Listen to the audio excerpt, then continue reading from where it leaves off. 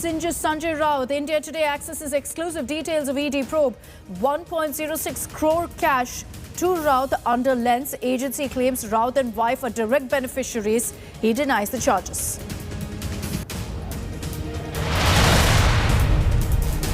Siddaramaya's 75th birthday bash, big flashpoint between him and Shiv Kumar over CM face race. Rahul to attend event, grand preparations underway.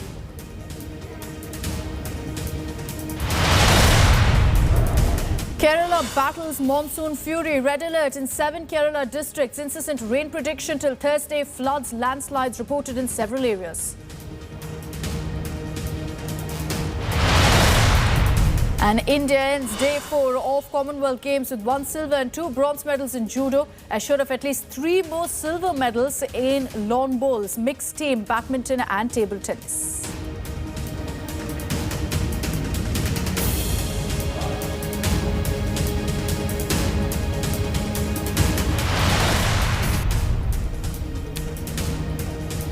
And let's begin with the big breaking news that came in overnight. US President Joe Biden has confirmed that the Al-Qaeda chief Ayman al-Zawahiri has been neutralized in a precision drone strike that was conducted in Afghanistan's Kabul. The strike to eliminate al-Zawahiri was carried out on Saturday, according to Biden, and underlined that no family member of the terrorist was harmed during this operation. Only 1 casualty was reported, and that was the Al-Qaeda chief. Al-Zawahiri was killed in this precision drone strike when he stepped outside of his home to his balcony in Kabul and apparently lingered there. As US intelligence had noted, he often did, and that's why they were able to target him, zero in on him and ensure no other casualties.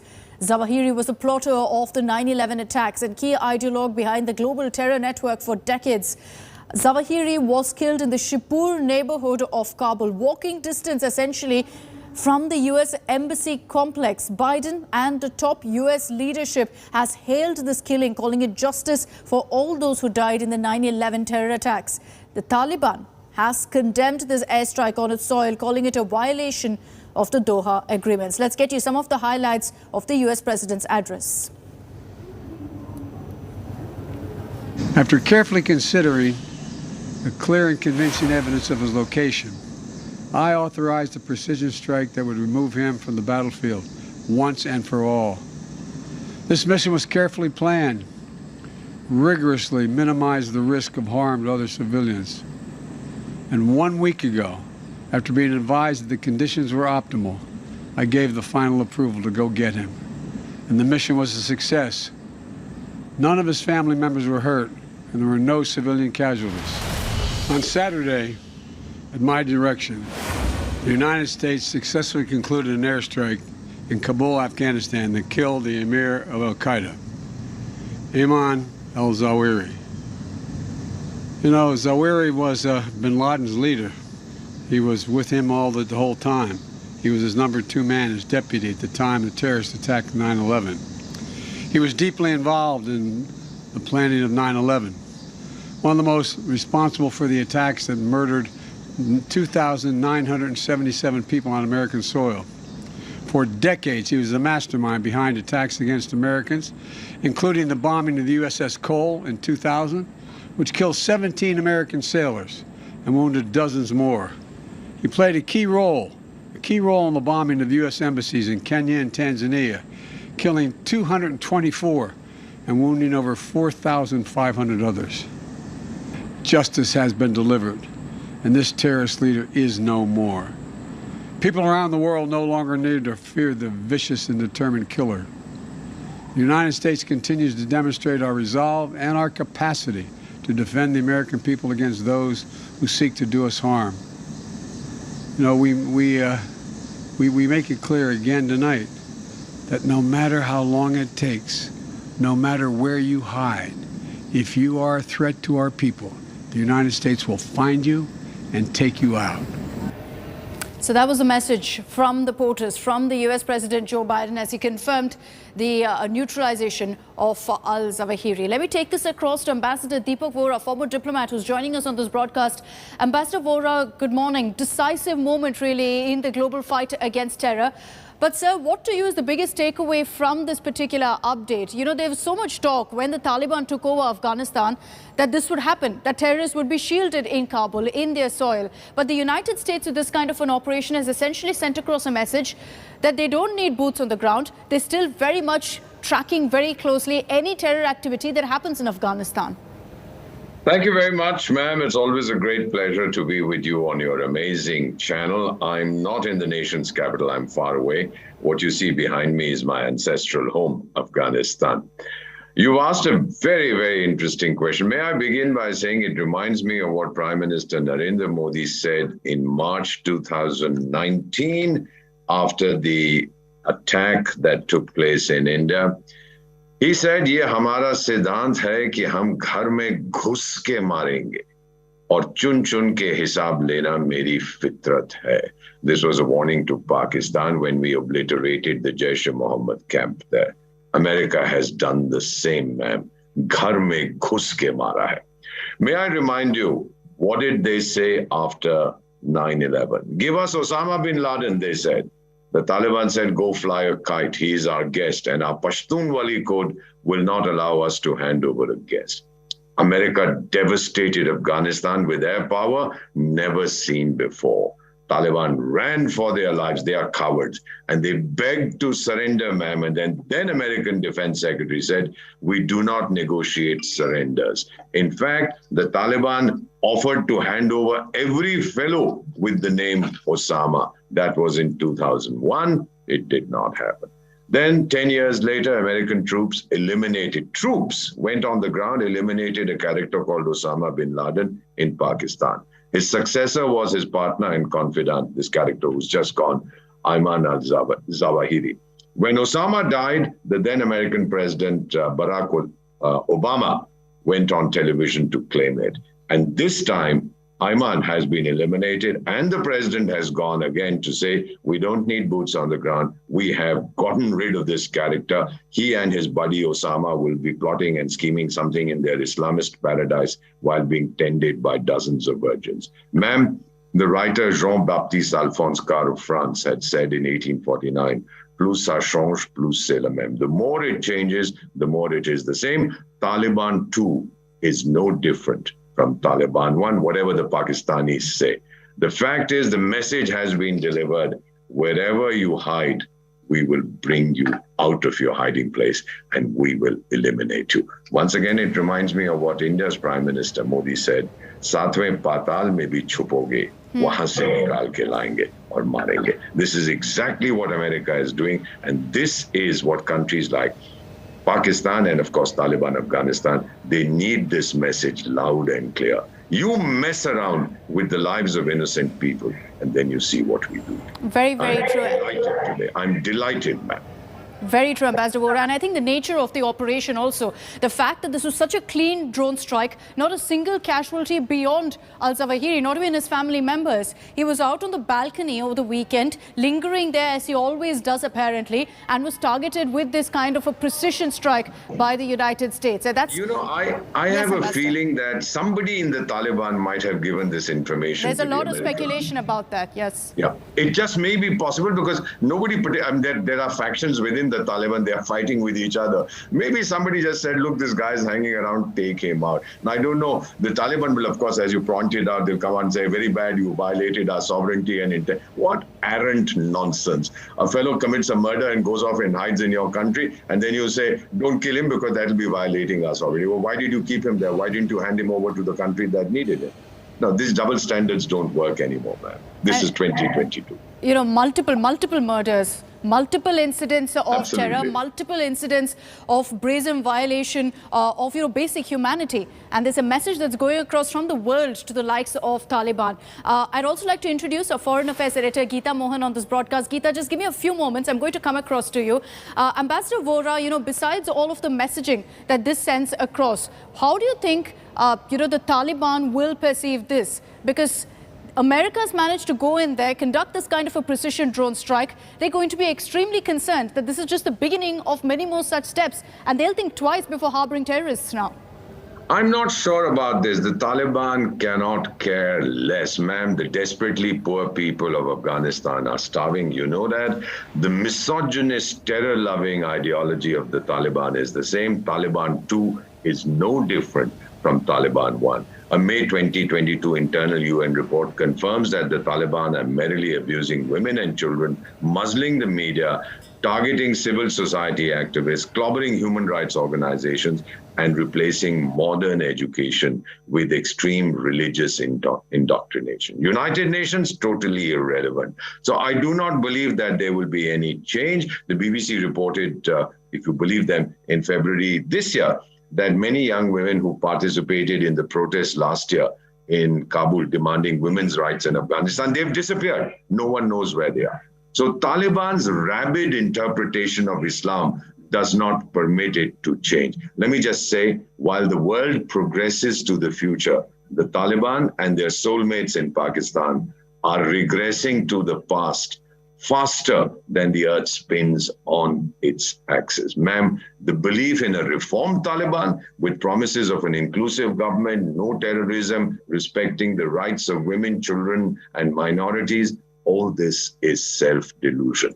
But the message has gone home that the only language these guys understand is the language that they use against innocent people. And they should not be spared. Chase them, ma'am. India has the capability. America has shown that it does. We'll chase them to the extremities of our planet. I say this with some knowledge of what is being thought about. We will chase them wherever they hide. The highest mountain, the deepest sea, whatever. We will find you and we will kill you, ma'am. And may I just add to those who believe in terror, please ask whichever God you believe in, please ask him to forgive you, because India won't forgive you. Very, very well put. Ambassador Vora, just request you to stay on with me as well. I'd like to bring in Geeta Mohan and Abhishek Ballao on this broadcast. Geeta, to you first. This is a big, big step in the global fight against terror. A step that's been taken by the United States, with one that also holds huge meaning, huge significance for India. Well, it does, because it is in the region, and Afghanistan was an important partner for India. But again, like Ambassador Vora was saying, the fact that the Taliban has already issued a warning against the US of not to expect the kind of cooperation that they had spelled out in the Doha Agreement, saying that this is a violation, clearly shows that the Taliban is certainly not not happy, and some in the Taliban administration quarters could be rather nervous about this taking down of one of the top terrorists of the world, one of the most wanted men within Afghanistan, not just Afghanistan, Akshita, it is within the city of Kabul. Now, according to reports by AP, the house al-Zawahiri was in when he was killed was owned by a top aide of Sirajuddin Haqqani, none other than the Interior Minister of Afghanistan. So again, a lot of questions that would be asked as to why and how was Ayman al-Zawahiri where he was. How is he there so openly without any restrictions? We do know that some of the sources saying that he was in Kabul to be reunited with his family. But the fact that he was in a posh colony, in a house that was owned or that is owned by a top aide of Sirajuddin Haqqani, really a lot of questions that the Taliban administration will have to answer, rather than just looking at the statement that came ahead of President Biden's confirmation that the target that was taken down on Saturday, July 31st, was Ayman al-Zawahiri. The Taliban administration spokesperson Zabihullah Mujahid put out a statement condemning the airstrike, but did not mention who was killed in that airstrike. 2 days, and US has confirmed that it was none other than one of the most wanted men in the world, Ayman al-Zawahiri. The repercussions, ramifications of this could be huge when it comes to Afghanistan and the United States of America. And if US loses the foothold in terms of the conversations and engagements with the Taliban, it could mean trouble and concerns for India as well. Because we do know that at this point in time, at this juncture, it is Pakistan, Afghanistan, the Taliban administration supported by Pakistan vis-a-vis the rest of the world.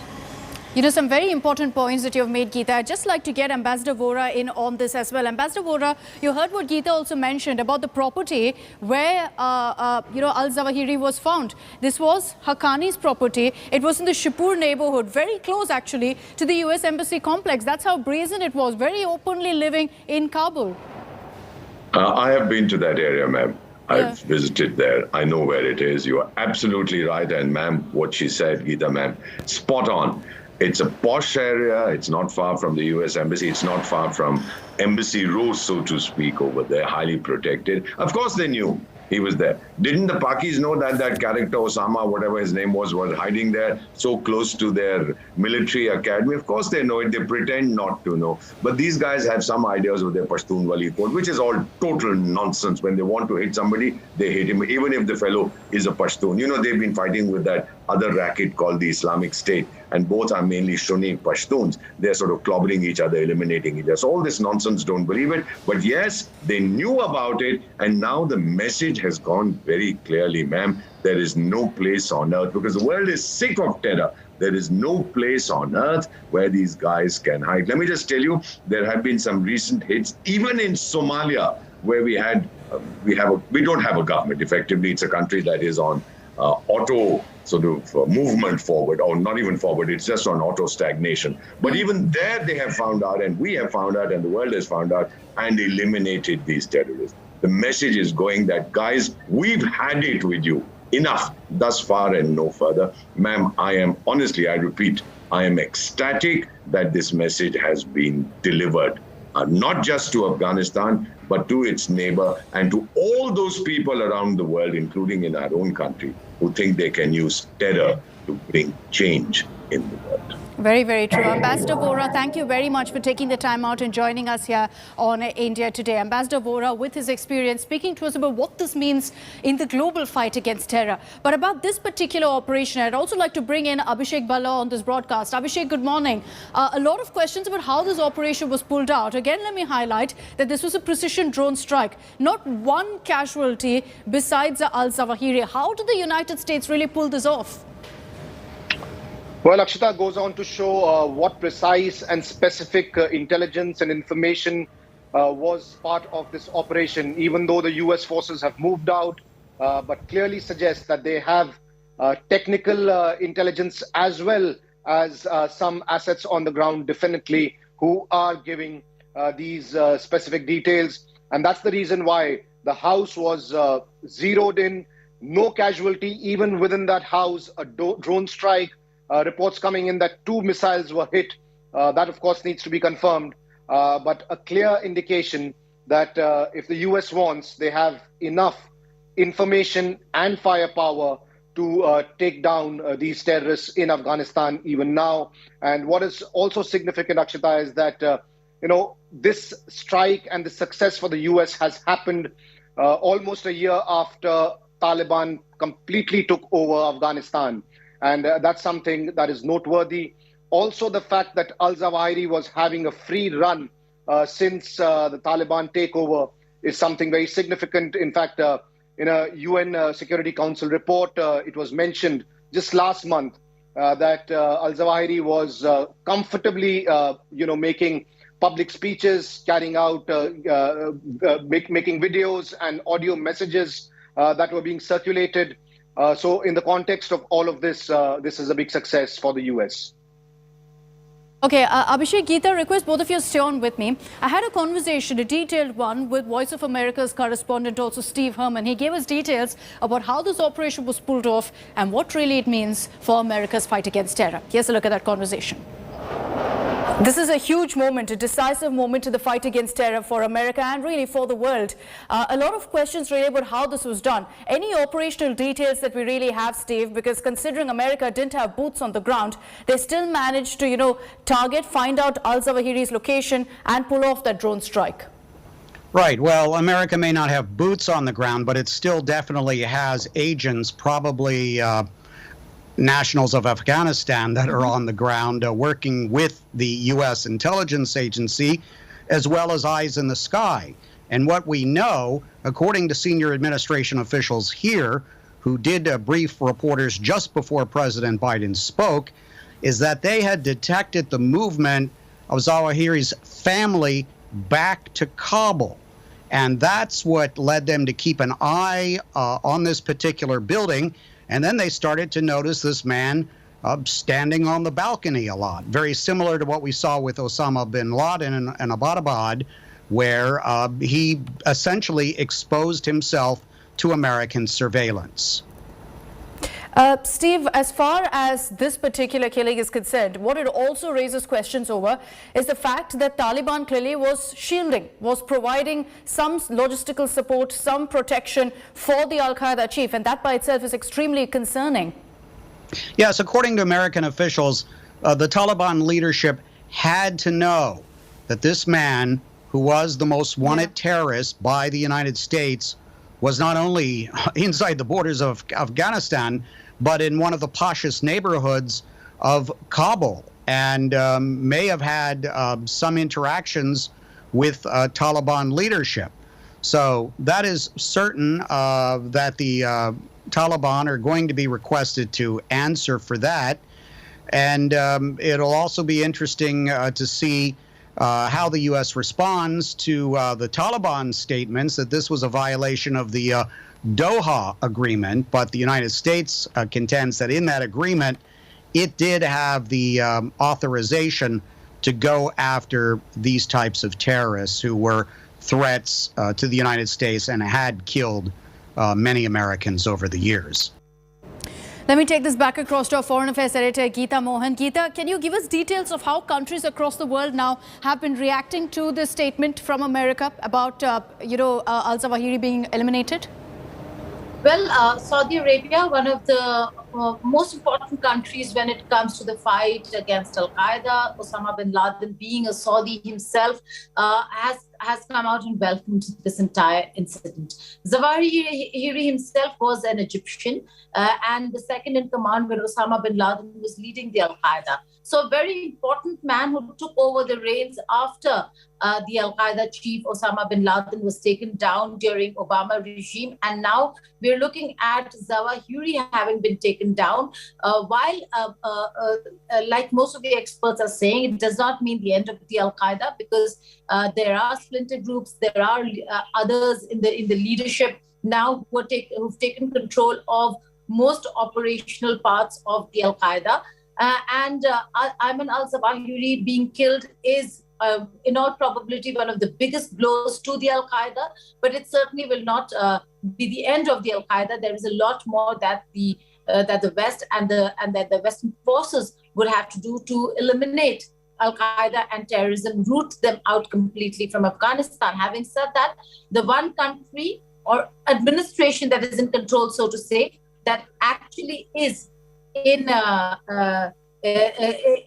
unhappy about this entire airstrike is the Taliban regime of Afghanistan.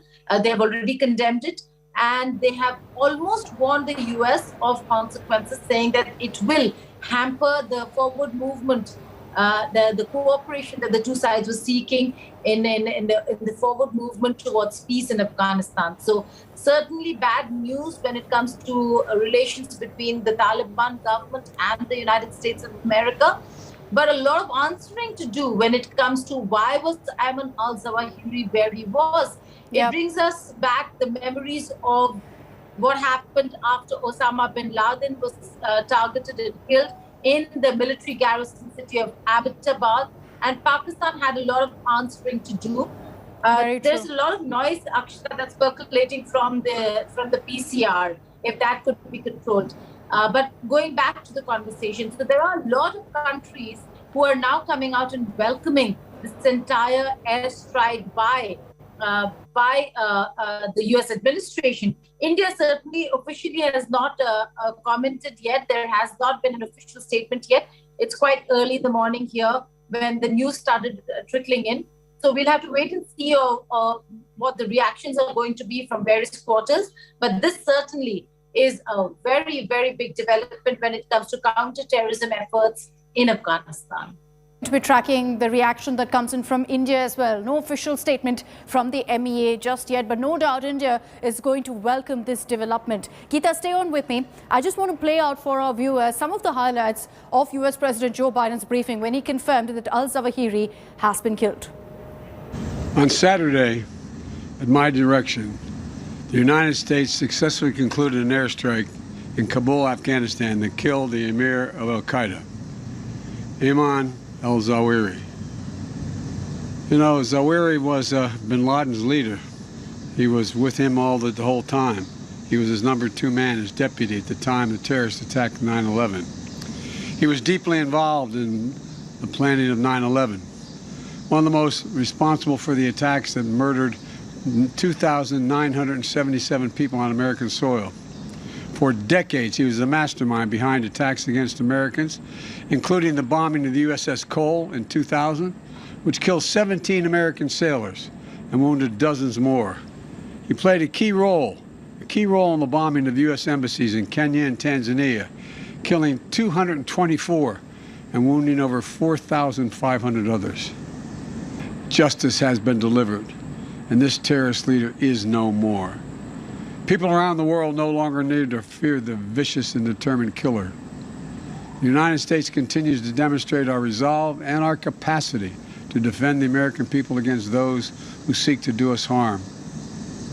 You know, we make it clear again tonight that no matter how long it takes, no matter where you hide, if you are a threat to our people, the United States will find you and take you out. So as I said, we'll watch out for India's statement also on the killing of al-Zawahiri, a sizable moment really in the global fight against terror. I'm slipping into a very short break. Coming up on the other side, we're going to be talking about the other big story of the day. US House Speaker Nancy Pelosi's reported visit to Taiwan and China's reaction to that. Details on that big story coming up in just a bit.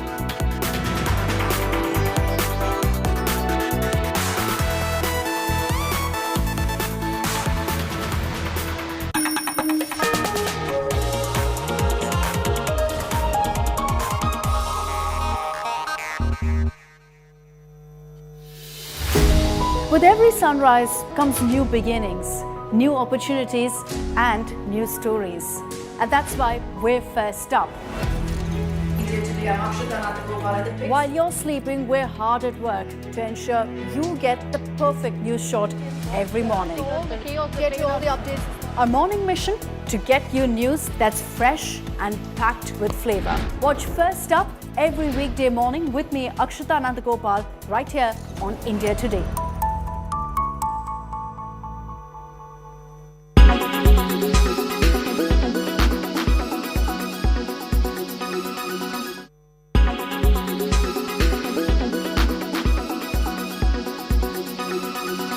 Make your media plan smarter with India Today Live TV on your connected devices. Kerala's public health. All political parties traveling from different parts. Armed with facts, Looking at political back. she takes the news by its horns. Do you think the future of these students are not hampered?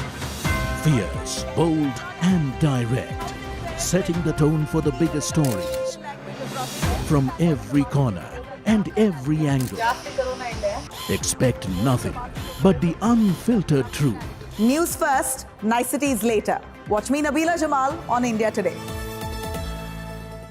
Everyone's busy finding what's trending. You're busy finding out why. India Today, for those who research before reacting. Download the India Today app now. Make your media plan smarter with India Today Live TV on your connected devices. Amplify your brand with 100 million smart internet viewers. To advertise, mail us at sales@aajtak.com. You are...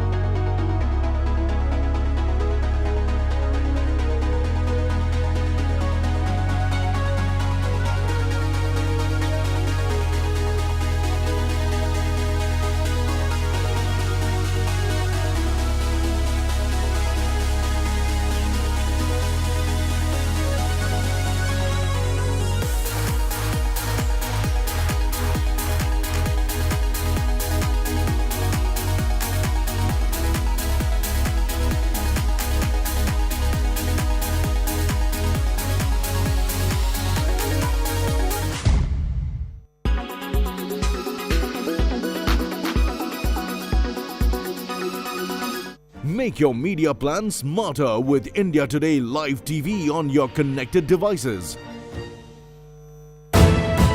You are watching India.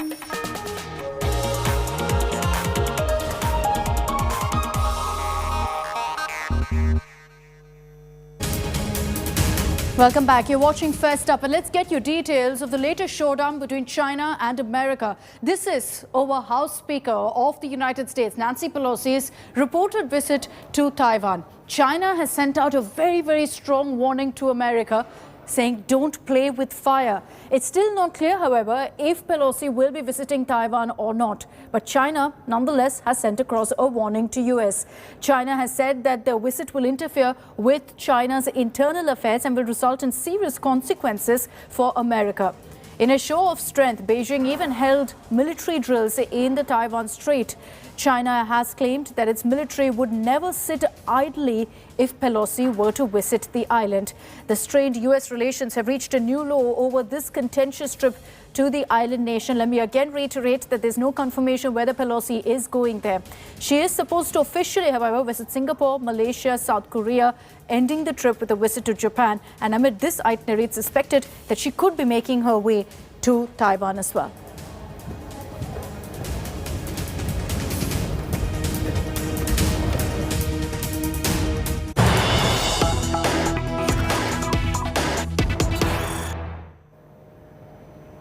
After China didn't mince its words, saying don't play with fire in a clear, direct warning to the United States, the US Secretary of State Antony Blinken has also in fact responded, saying that he expects China to act responsibly if Nancy Pelosi does in fact decide to visit Taiwan. China warned of resolute and strong measures if the speaker arrived in Taiwan, but the White House has sought to ensure Beijing that there's no reason to come to blows over a visit from Pelosi and that it would not signal any change in US policy. Let's play out for you exactly what Blinken had to say. Speakers visited Taiwan. Many members of Congress go to Taiwan, including this year. And so if the speaker does decide to visit and China tries to create some kind of crisis or otherwise escalate tensions, that would be entirely on Beijing. We are looking for them, in the event she decides to visit, to act responsibly and not to engage in any escalation. All right, what really does this mean for US-China ties? Let's take this across to our Foreign Affairs Editor, Geeta Mohan, for more details on this. Geeta, what's the messaging that America is trying to send across when there's, all of this talk and reports that Nancy Pelosi will touch down in Taiwan? China clearly isn't taking it lying down. They've sent across perhaps their strongest warning yet to America. Well, this is one of the most significant statements, so to say, in the form of a visit by the United States of America. US has always been very careful, Akshita, when it comes to China, Taiwan, and China's One China policy. Adhering to the One China policy, they've been careful in what they do and how they move with regards to Taiwan. So a very difficult situation over here, but it seems like the US sending out a very strong message to China. With Nancy Pelosi's Southeast Asia visit, which will include Taiwan, is what is being said. She, in all probability, will be there Tuesday evening and will hold meetings through Wednesday. And if that is the case, there could be some serious movements by the Chinese in the Taiwan Strait. And if that happens, will the United States of America consider a direct threat?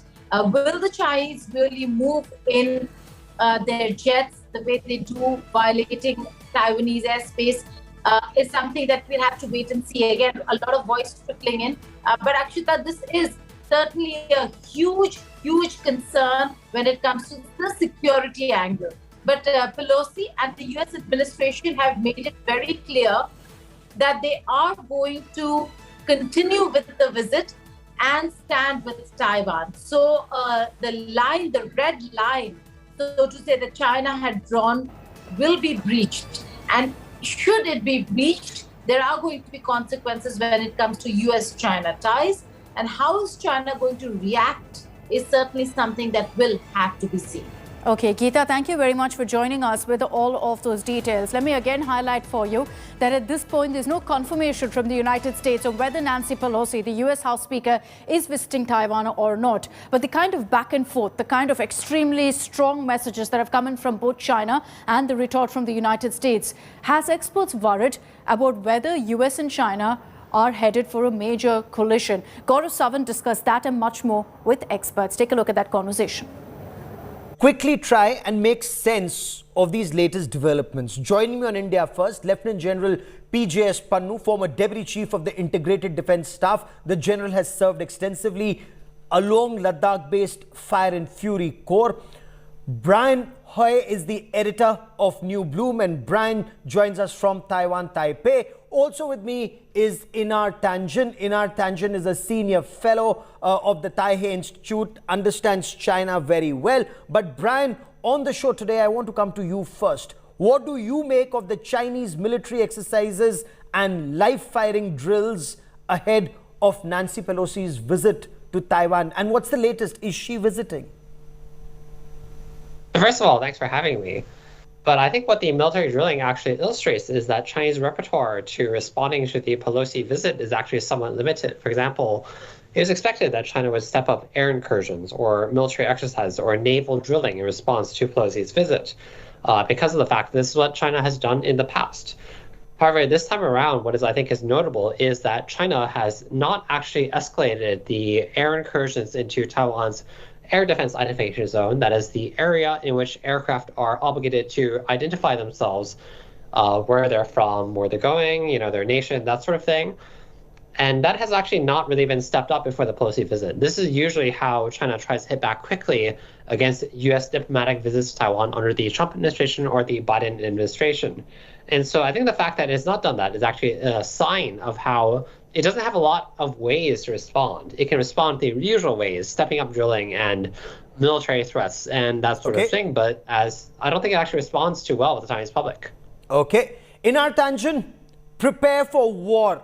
The PLA's 80th group message on Chinese social media platform Weibo. Now, is that a signal ahead of Nancy Pelosi's proposed visit to Taiwan, or is this just a regular 95th anniversary of PLA message? Yeah, well, it is the 91st anniversary. I mean, it was, 8/1 is the day. It just happens to be in the background of, or the foreground of Nancy Pelosi's ill-timed visit to Taiwan, if she goes. We still don't know for certain. Rumors are swirling. Obviously, she's relishing the attention with 70% or almost 70% of Americans with their primary concern about inflation, cost of living. She's decided that the best way for her to do domestic politics is to go abroad and look tough on China by going to Taiwan and try to take that political card away from the Republicans. She's playing with fire. I don't know why she thinks domestic politics trumps statesmanship, but that's her outlook. Okay. So this prepare for war message is not a signal to the United States, in your view, Inar Tanjan? It is a very, very strong signal. I don't think there's any question that the PLA, the party, and the leadership see this as a tantamount close to an act of war. Remember, in 1973, the whole basis of the U.S.-China relationship was the one China policy. It resulted in Taiwan being removed from the United Nations and de facto decertified as an independent country.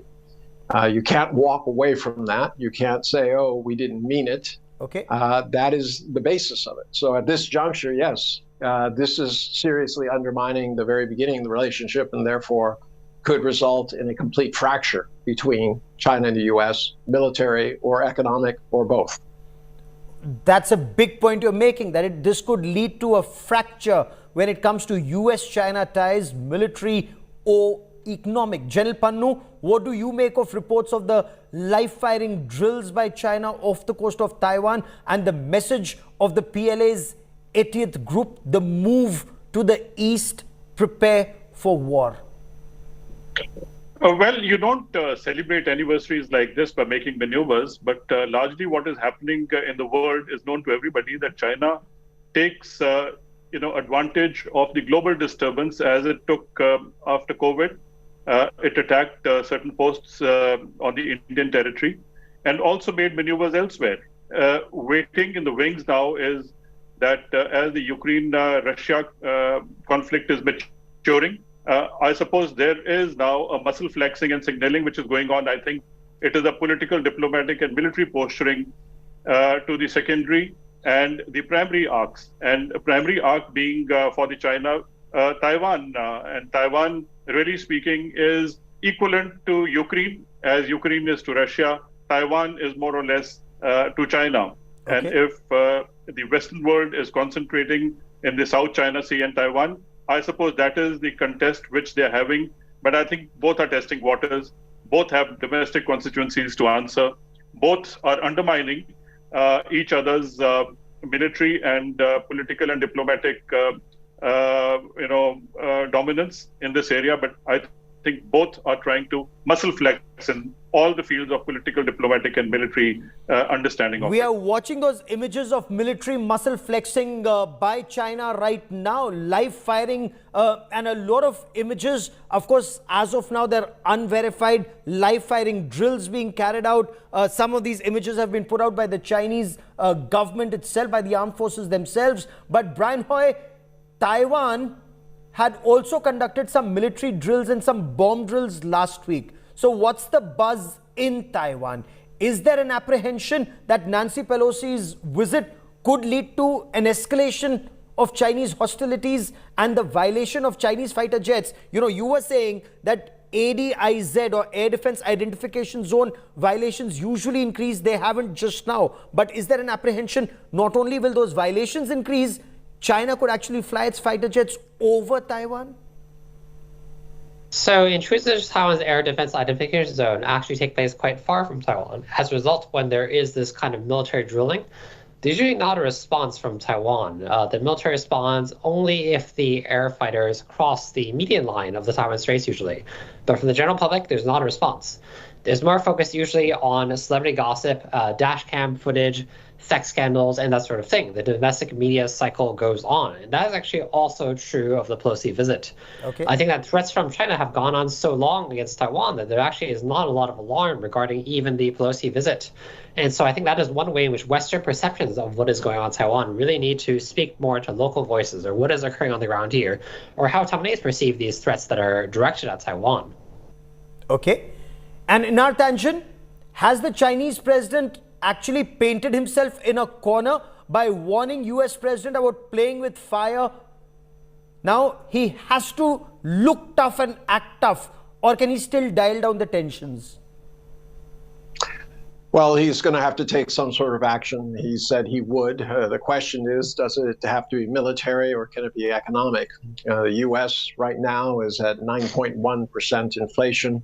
If China were to exert tariffs, that could go up by another 2%.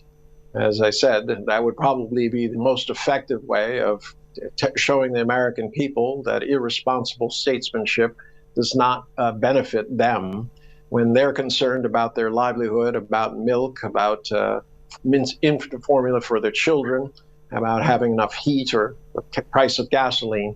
I don't think they're going to appreciate somebody posturing in Taiwan, which is going to cost them even more money. Okay. General Pannu, but is Xi Jinping also under pressure ahead of a third term? He cannot be seen as weak. Will he be compelled to escalate? And in your appreciation and the way India looks at it, who'd be on top of the escalation ladder? Should there be escalation, whether economic or military? I think the Communist Party in China, as also PLA, constantly do things to make Xi Jinping happy and also make him look strong. And that is exactly what he expects them to do. So I think they're all hand in glove to ensure that China looks strong. And I think this is where the whole problem lies, that while there is a lot of mistrust on China, the whole world has been looking at China from COVID onwards and how China has been maneuvering around debt trapping the whole world in bits and pieces. And you see the result in Sri Lanka, how debt trapping can result into disaster. And I think after that disaster, I think further, they would go in for influencing these areas and actually making military maneuvers there. South China Sea is one thing, I think, where muscle flexing has been happening for very long. And I think that is the main concern of China, that nobody should come and challenge them in the South China Sea, and more so Taiwan, which they think is a self-rule island, which actually belongs to them. But the Western world has a narrative written against China. So I think China would do anything to make noises, to look strong and continue to have claims over Taiwan. And that is exactly what is happening. So it will remain at just making noises, because while China may claim while China may claim the Taiwan Strait, you have the American Navy and their carrier battle groups that have been carrying out regular exercises, as have other countries, including India, with the United States of America, to ensure sea lanes of communication remain open and free Indo-Pacific. Has Taiwan wargamed China's response to Nancy Pelosi's visit? And what is the appreciation on ground? What can China do? What will China do, given Xi Jinping's re-election coming up and this prepare for war rhetoric on Weibo? It's a very good question, actually, because I think that, for example, China, there can be a lot of military threats and a lot of bluster, but what will the impact on, for example, China's economy be if you actually attack Taiwan? Similar to much of the world, Taiwan is the major source of the world's semiconductors, and that includes for China. Reportedly, even Taiwanese semiconductors are present in the missiles that China has aimed at Taiwan. And so what happens then if you're actually targeting a key supplier for your own supply chains that is coming from Taiwan? And you think about the size of Taiwan's economy, is something like 20th largest out of the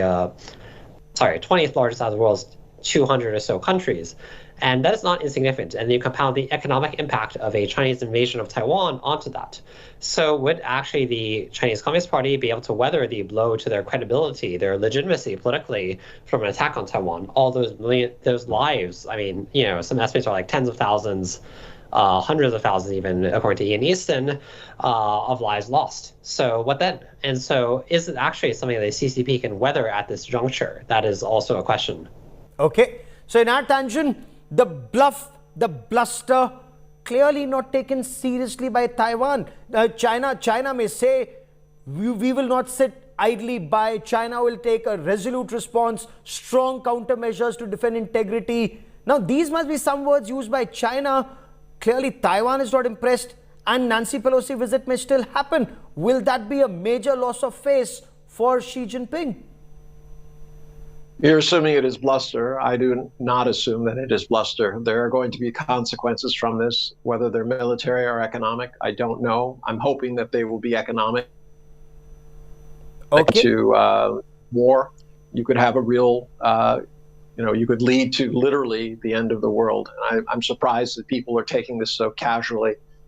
This is another World War I where people are literally sleepwalking into Thucydides' trap created by the U.S. desire to maintain its hegemony. So what you're saying is that this could lead to a world war and annihilation. I mean, these are really, really strong words. But again, Jel Pannu, is this bluff? Is this bluster?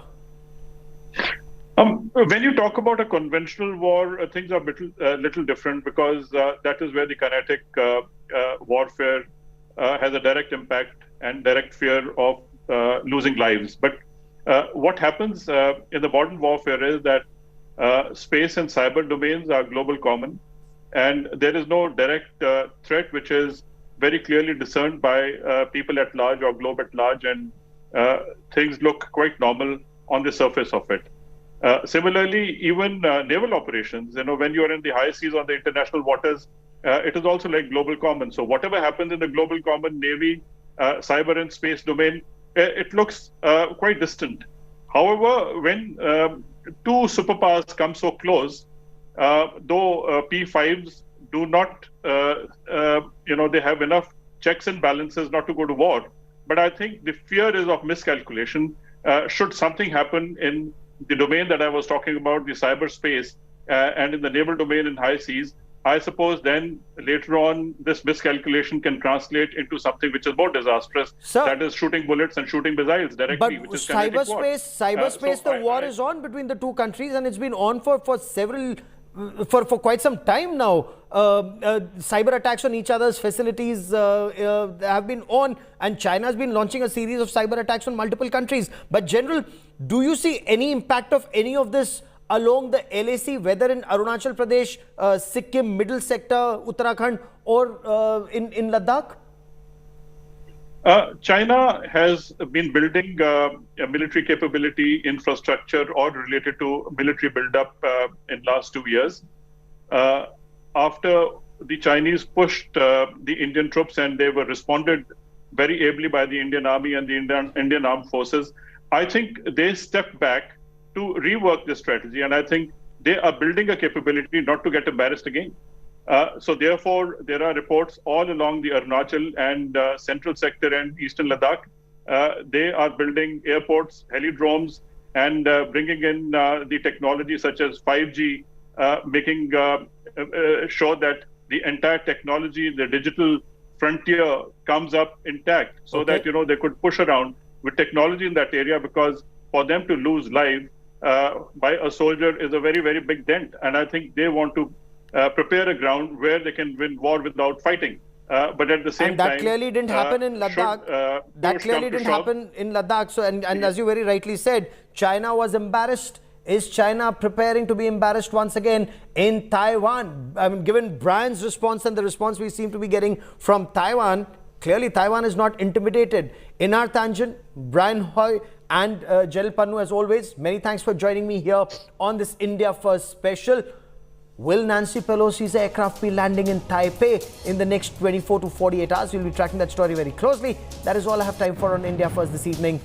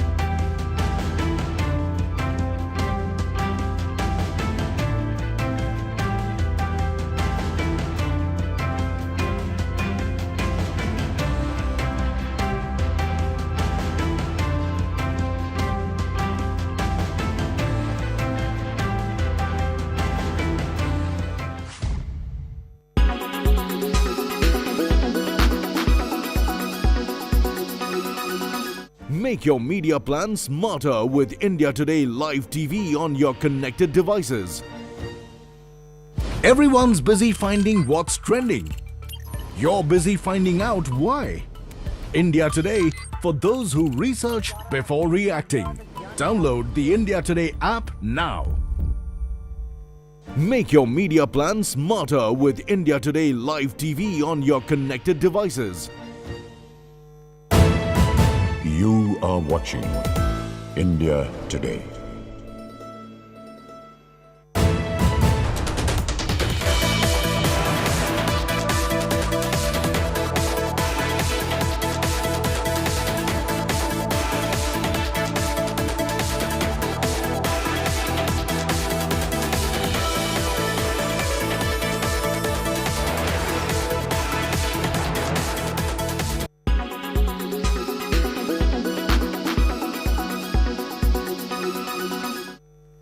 Black holes.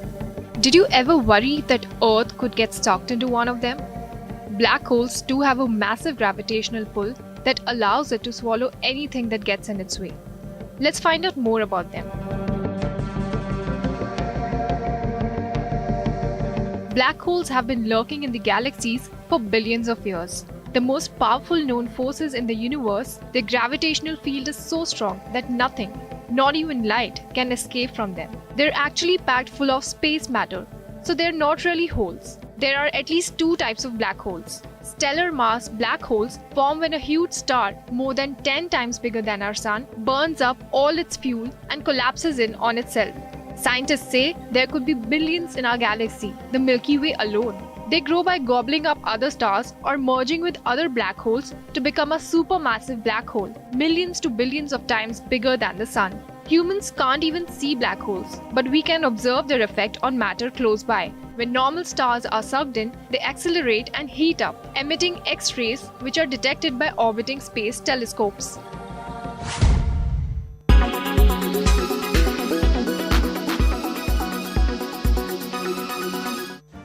Make your media plan smarter with India Today Live TV on your connected devices. Amplify your brand with 100 million smart internet viewers. To advertise, mail us at sales@aajtak.com. Make your media plan smarter with India Today Live TV on your connected devices. Everyone's busy finding what's trending. You're busy finding out why. India Today, for those who research before reacting. Download the India Today app now. You are watching.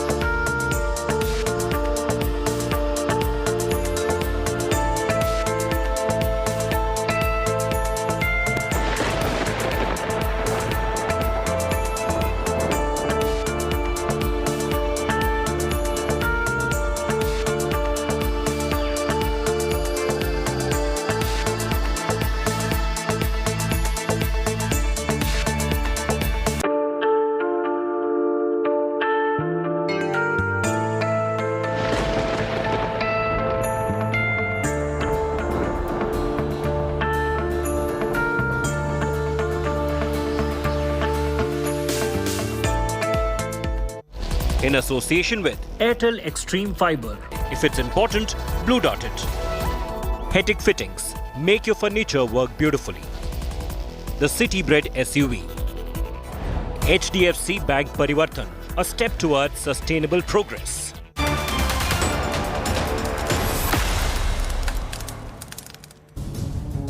Hello and welcome. You're watching India Today. I'm Akshita Nandagopal at 9 a.m. this Tuesday morning, getting you all the top stories that we're tracking. The big news break coming in from the United States. Al-Qaeda chief Al-Zawahiri has been neutralized after a precision drone strike in Kabul. We're getting you the latest updates on that big story. Let's begin with the headlines.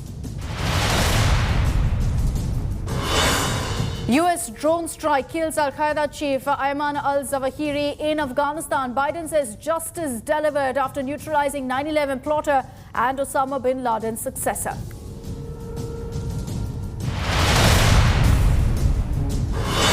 Big suspense in Showdown over US House Speaker Nancy Pelosi's visit to Taiwan. China sees red and warns of serious consequences.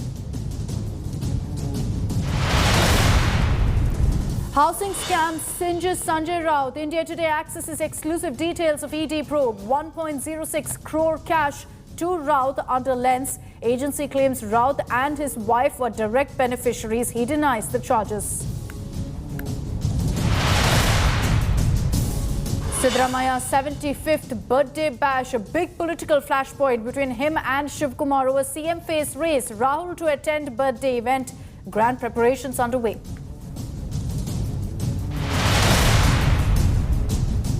Kerala battles monsoon fury. Red alert in 7 Kerala districts. Incessant rain prediction till Thursday. Floods, landslides reported in several areas. India ends day 4 of Commonwealth Games with 1 silver and 2 bronze medals in judo, assured of at least 3 silver medals in lawn bowls, mixed team badminton and table tennis.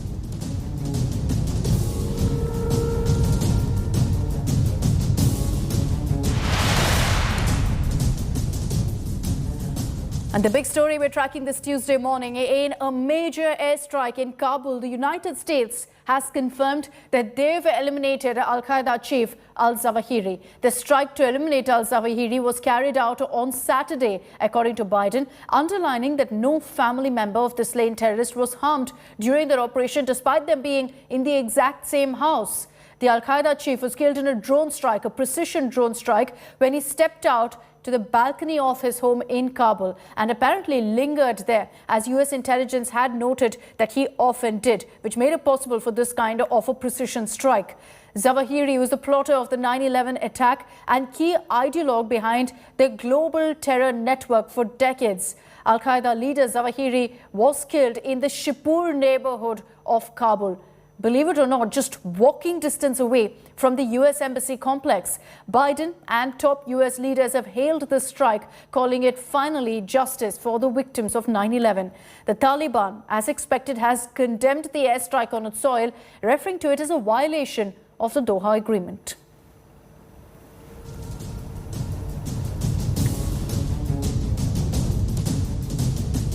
On Saturday, at my direction, the United States successfully concluded an airstrike in Kabul, Afghanistan that killed the Amir of al-Qaeda, Ayman al-Zawahiri. You know, Zawahiri was bin Laden's leader. He was with him the whole time. He was his number 2 man, his deputy at the time the terrorist attacked 9/11. He was deeply involved in the planning of 9/11. One of the most responsible for the attacks that murdered 2,977 people on American soil. For decades, he was the mastermind behind attacks against Americans, including the bombing of the USS Cole in 2000, which killed 17 American sailors and wounded dozens more. He played a key role in the bombing of U.S. embassies in Kenya and Tanzania, killing 224 and wounding over 4,500 others. Justice has been delivered, and this terrorist leader is no more. People around the world no longer need to fear the vicious and determined killer. The United States continues to demonstrate our resolve and our capacity to defend the American people against those who seek to do us harm. You know, we make it clear again tonight that no matter how long it takes, no matter where you hide, if you are a threat to our people, the United States will find you and take you out. And joining us this morning, our managing editor, Gaurav Sawant, is live with us from the India Today newsroom. Also with us is our foreign affairs editor, Geeta Mohan. Gaurav, to you first. Good morning. You know, the details that have emerged of this operation, Gaurav, unbelievable that the United States pulled off this level of a precision strike, that there hasn't been a single casualty, not even al-Zawahiri's family members who were in that building. So as the US President Joe Biden said, justice has finally been delivered. More than 2 decades after 9/11, the number 2 man at that time of Al-Qaeda and currently the chief of Al-Qaeda, Ayman al-Zawahiri, was neutralized when he came out to the balcony of that double-storied house in downtown Kabul. He used to stay there with his family. So US intelligence tracked him down. They kept an eye on him over weeks, is what we are told. Finally, when it was ascertained, the US president gave a go-ahead and those loitering drones fired 2 Hellfire missiles, we are told, one after the other, neutralizing him. But according to the Americans, no collateral damage. While the Al-Qaeda and Taliban may be upset about this, but this is a major shot in the arm for the global war on terror. He was the ideologue of Al-Qaeda, an organization, a terrorist organization that's notorious for spreading terror in different parts of the world, including in Africa, and an arm of this AQIS or Al-Qaeda Indian subcontinent was also spreading terror, radical Islamist terror in India. based out of AFPAC region, currently in Afghanistan, but no doubts strengthened by the establishment of Pakistan. Very true. Geeta Mohan is also with us on this. Geeta, unsurprisingly, the Taliban has condemned this drone strike in its soil. Can you give us details of the statement that's been put out by them? Akshita, you were breaking. Could you just repeat your question? If you could tell us, what the Taliban has said about this strike, Geeta. Well, yes, the Taliban administration, that's the Islamic Emirates of Afghanistan, has condemned the strike, Akshita, and also has warned in many ways and one the United States of America of having violated the international principles and Doha Agreement, which could lead to consequences with regards to the cooperation that the two were seeing in Afghanistan, the Taliban administration and the United States of America. But that also goes to show that the Taliban administration is a little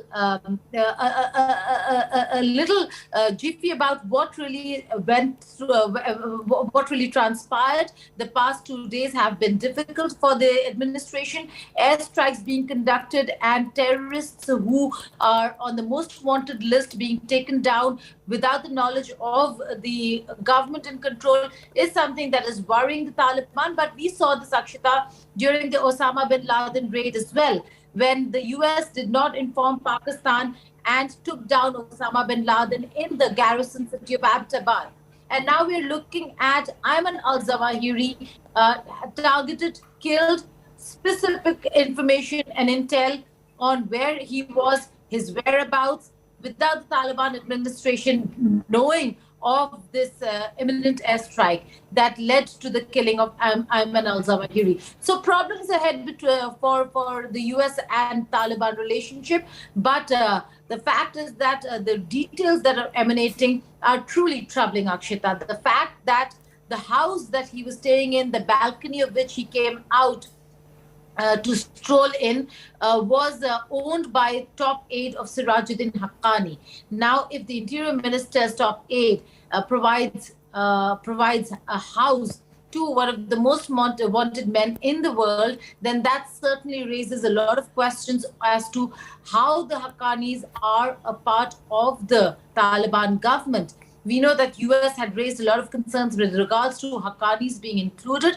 They were not just included, the top positions are taken by the Haqqanis. So Sirajuddin Haqqani's top aide providing a home to Ayman al-Zawahiri certainly will raise a lot of questions. There will be a lot of to and fro between US and Afghanistan, between DC and Kabul in the coming days. We'll have to wait and see how the Taliban government reacts to America, because at this point in time, US has been, if you see the statements in the recent past with regards to the Taliban, was rather soft on the Taliban, needs Pakistan in Afghanistan to stabilize the situation. So things are not looking very good when it comes to stability of the region, and certainly when it comes to ties between the Taliban and the United States of America. But having said that, this certainly is one of the biggest achievements of the year, with one of the most wanted men taken down. That certainly, like some experts said, Akshita, does not mean the end of the Al-Qaeda, because Al-Qaeda has other leadership now, and there are splinter groups as well. But it certainly means a huge blow to terrorism of any nature that is connected or related to the Al-Qaeda. Very true. Geeta, just stay on with me. I'd also like to introduce Ambassador J.K. Tripathi, who's joining us on this broadcast. Abhishek Bhalla is also getting us the latest as far as the operational details of this drone strike are concerned. Ambassador Tripathi, I'd like to come to you first. Good morning, sir. We've all woken up to the news of the Al-Qaeda chief being neutralized in this kind of an operation. And I think what also shocked all of us is the fact that he was living in the heart of Kabul, in the Shirpur neighborhood, very close to the US embassy. So there's no denying the fact that the Taliban was providing him protection, was providing all the support he needed. Yes, it shows that Taliban has been providing all the support, because he was living, it is alleged that he was living in a house owned by the Home Minister of Taliban. But I take all this developments with a pinch of salt. Al-Qaeda has not issued any statement so far. Only Taliban has issued a statement and US has issued a statement. Of course, Taliban has said that Taliban has criticized that, look, this is not fair. This is against international law, and this is in complete violation of the legal provisions. But Taliban has never said that Al-Zawahiri was killed. Al-Qaeda has not issued any statement so far. Yeah. Why I am taking it with a pinch of salt is that there had been rumors thrice on 3 occasions, US administration had claimed that Al-Zawahiri was killed, but then Al-Zawahiri resurfaced.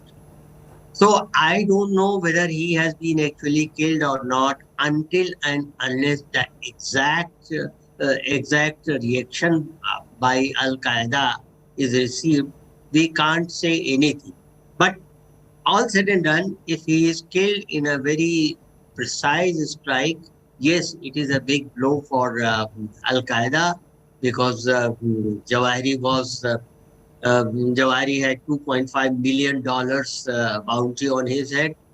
And then it is sure that the next leader in command, that is Adil or someone like that, he will not be that powerful immediately. So let us wait for Al-Qaeda's reaction before we say anything. Ambassador Tripathi, your expertise and your comments there about taking it with a pinch of salt is also understood and taken into consideration, sir. But I also wanted your reaction on what this means. The fact that, when the Taliban took over Afghanistan and US troops pulled out completely, they were also concerned that there would be this kind of brazen harboring of terrorists. The messaging from the United States here through this kind of a drone strike is that even if we don't have boots on the ground, we're very, very clearly monitoring what's happening in Afghanistan. Yes, of course. US had already said earlier when its troops left that we have left, our troops have left Afghanistan, but we have not left Afghanistan. We will be watching and monitoring, and so, that they were from Doha, from UAE, and they must have been planning.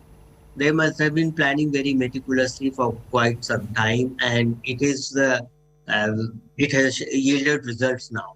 But the thing is, now USA cannot and will not dare to intervene directly in Afghanistan. So USA's presence in a clandestine manner might be there, but then is USA going to affect Afghanistan politics that much? It is also to be seen, because now Taliban is being engaged by many countries, including India, unofficially in name of humanitarian assistance. So I don't know. I don't think US will have any. Besides this strategical strike, I don't think US will have any big role, or US will have any big presence there in Afghanistan or its politics.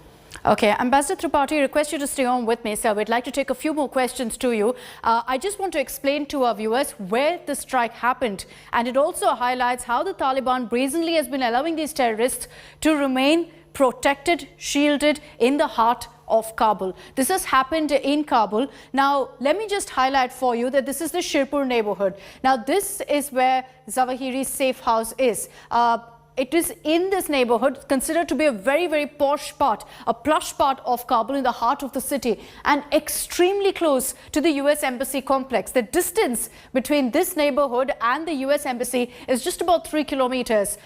10 minutes away is where this neighborhood is. And we don't have details of exactly when the Al-Qaeda chief actually moved here, but it is presumed that it was after the Taliban takeover, once US troops had moved out, because right at the embassy complex is also where the military headquarters headquarters also is, very close by. So the fact that this is where the safe house of al-Zawahiri was, in the heart of Kabul, means very clearly, without any doubt, that this was protection that was given to al-Zawahiri by the Taliban leadership. I want to take this across also to Abhishek Bhalla, who's joining us this morning. Abhishek, a lot of questions about how the strike was carried out, and what kind of missile, what kind of targeted bomb was used to ensure al-Zawahiri was neutralized. Well, it's probably the Hellfire missile that the US forces have used in the past in Afghanistan. It's used quite rarely. It's not something that they use in operations very often. And this is a different kind of a missile, Akshita. It does not explode. Instead, it has lethal blades that come out once it hits the target area. And this is meant to ensure that there is no collateral damage and only the target is sort of hit with this missile. And that's exactly what has happened in this case. And that's the reason why a lot of experts who are, trying to analyze the scene are of the view that it's the Hellfire missile that's been used again. And it's an air-to-surface missile, can be used from a drone, like in this case, and also from other aerial assets. But the fact that there was very pinpointed, specific information and intelligence goes on to show that it's not just technical intelligence that the US had, but also information from the ground through their various assets that they still continue to have in Afghanistan, despite the US forces moving out.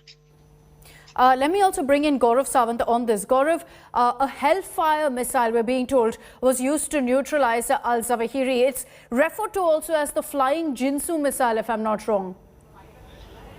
Okay, you're absolutely right. In this case, the Americans were watching this locality in downtown Kabul for quite some time. American assets on ground. Remember, America has pulled out of Afghanistan 11 months ago, and when America was pulling out of Afghanistan, President Joe Biden was under tremendous criticism, saying, why are you pulling out of Afghanistan when the mission is half done? And even that time, America had talked of carrying out intelligence-based operations because America wanted to focus on the Indo-Pacific. At the same time, they said they will not let go of the perpetrators of 9/11 terror attacks. So they had their eyes on, and they did have intelligence assets on ground and in the eye and in the sky, the eye in the sky, their drones keeping a hawkeye on all developments. Apparently, and these are some reports that are filtering out of the United States of America, they were keeping an eye on this house. It's a corner house in downtown Kabul, and that's where they noticed that there was a pattern. Ayman al-Zawahiri was no longer in hiding. He was living with his family. He would come out to the balcony and the terrace of this double-storied house quite frequently. And they noticed they had their drones loitering in the sky. The moment they noticed a pattern to his coming to the balcony and to the window, that's when they targeted him, neutralizing him, an order that Joe Biden says came directly from him for justice to be delivered. Okay, so Gaurav giving us details about the operation itself, how it played out, what happened, etc. Ambassador Tripathi, as we discuss the details that are emerging in this particular case, in background briefings, reportedly, senior US officials have said that after the drone strike, the Taliban affiliates had visited the safe house in an attempt to cover up evidence of his presence there. This is very similar, Ambassador Tripathi, if you look at the narrative and how Taliban is shielding the Al-Qaeda chief as to what happened in Pakistan's Abbottabad and Osama being shielded then. Well, come again, please. Ambassador Tripathi, I was drawing a parallel between how the Taliban in Afghanistan was shielding the Al-Qaeda chief and how similarly we'd seen how Pakistan had shielded Osama bin Laden and that operation. Yes, exactly. So that clearly shows that the nexus between the current Pakistani dispensation and the current Afghan government still exists, and they are working in tandem with each other. So now the only thing is that this thing itself, it will be enough for the world to know that Pakistan has not mended its ways as regards Pakistan's sponsorship of terrorism, sponsorship and nurturing of terrorism. And one should not be surprised if tomorrow it is revealed that it was due to active support of Pakistani terrorist organizations supported by ISI, that they worked hand in hand with the Taliban to protect Al-Zawahiri. Pakistan's active role in protection of Al-Zawahiri cannot be denied at this point. Very true. Yes. Gaurav, can I take that forward with you as well? What does this mean for US-Taliban relations? Because clearly now it's established that Taliban is shielding this kind of terrorists. This was always the suspicion that once the US troops pulled out, the Taliban would go ahead and harbor these kind of terrorists, give them protection, all of the logistical support that they needed. The fact that Ayman al-Zawahiri was living not in some remote mountain hideout in Tora Bora, but in downtown Kabul, it couldn't have happened without the knowledge of the Haqqani network. They control security not just of Kabul but of parts of Afghanistan that is in their control. And the Haqqani network is a veritable arm of Pakistan's ISI. So it was very clear Osama bin Laden was shielded by Pakistan Army and ISI at Abbottabad. And Abbottabad is the headquarters of Pakistan Military Academy. It's the base of Pakistan Military Academy at Kakul. He was barely 100 meters from there. Pakistan Army didn't know that. That's clearly impossible to believe. Similarly, it's impossible to believe that the Haqqani network would not know that Ayman al-Zawahiri was living in downtown Kabul. But the fact is, despite America having pulled out 11 months ago, they had enough intelligence assets on ground to be able to give them this intelligence about his exact location and the fact that he was taken out. And on India Today, we are showing images of that house where he was taken out, that window where he would come very frequently, and the balcony where he was when that hellfire missile literally rained hell from the skies, taking him out. Could you describe for our viewers, Gaurav, how really this missile targets the person? In this case, it was Al-Zawahiri. How is it that in that two-storied building where Al-Zawahiri's family also was, this kind of a strike ensured only one casualty? Can you explain that for us? So from the information that is filtering out of the United States at this point of time, they had their drones loitering, their unmanned combat aerial vehicles loitering in the sky for quite some time. And these are drones that are capable of loitering, at altitudes between 30 to 35,000 feet or even higher for considerable amount of time. 24 to 48 hours, need be even longer. They do not fly out of that region. They could fly out of anywhere and fly back, and they're armed. So they are like planes minus pilots, unmanned combat aerial vehicles, remotely piloted with their Hellfire missiles. And, because they're out of the range of radars, they keep loitering around silently in the sky. The moment information comes in, the drone operator, the pilot, releases the Hellfire missile. And this is precision-guided munition, which has devices which will, take it straight to the target without causing collateral damage. This is exactly, incidentally, not the Hellfire, but spike missiles were used by India in the AFPAC region when they had taken down Balakot, when the Jaish-e-Mohammed camp was targeted.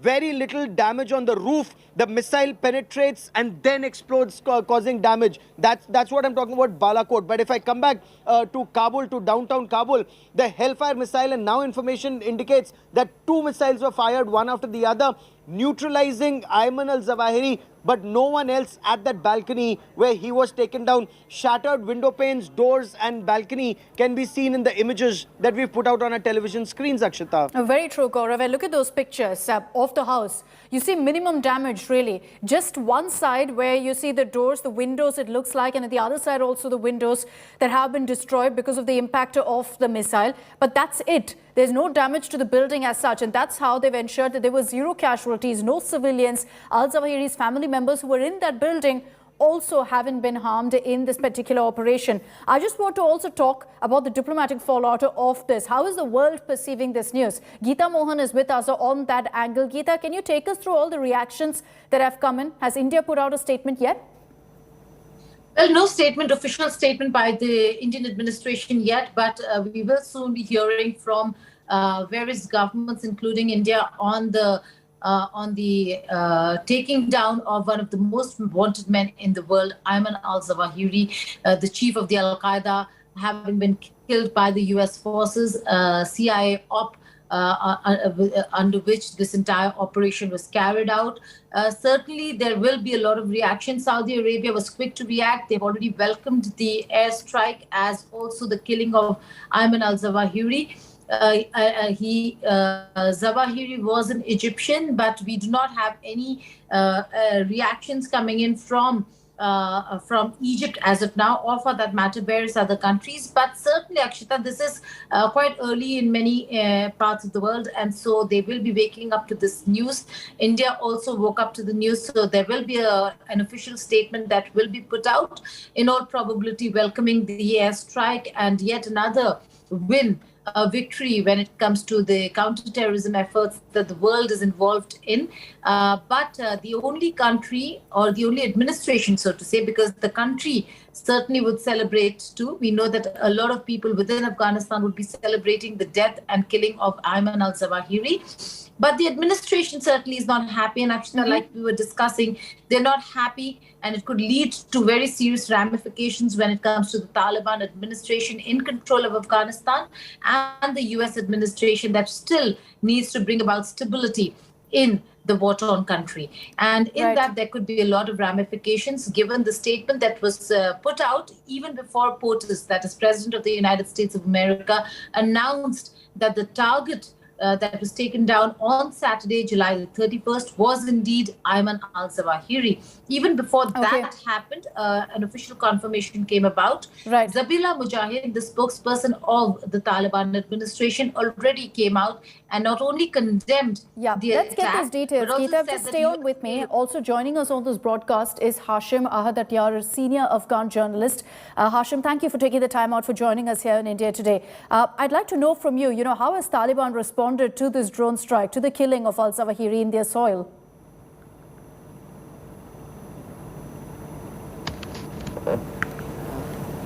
Hashim, can you hear me?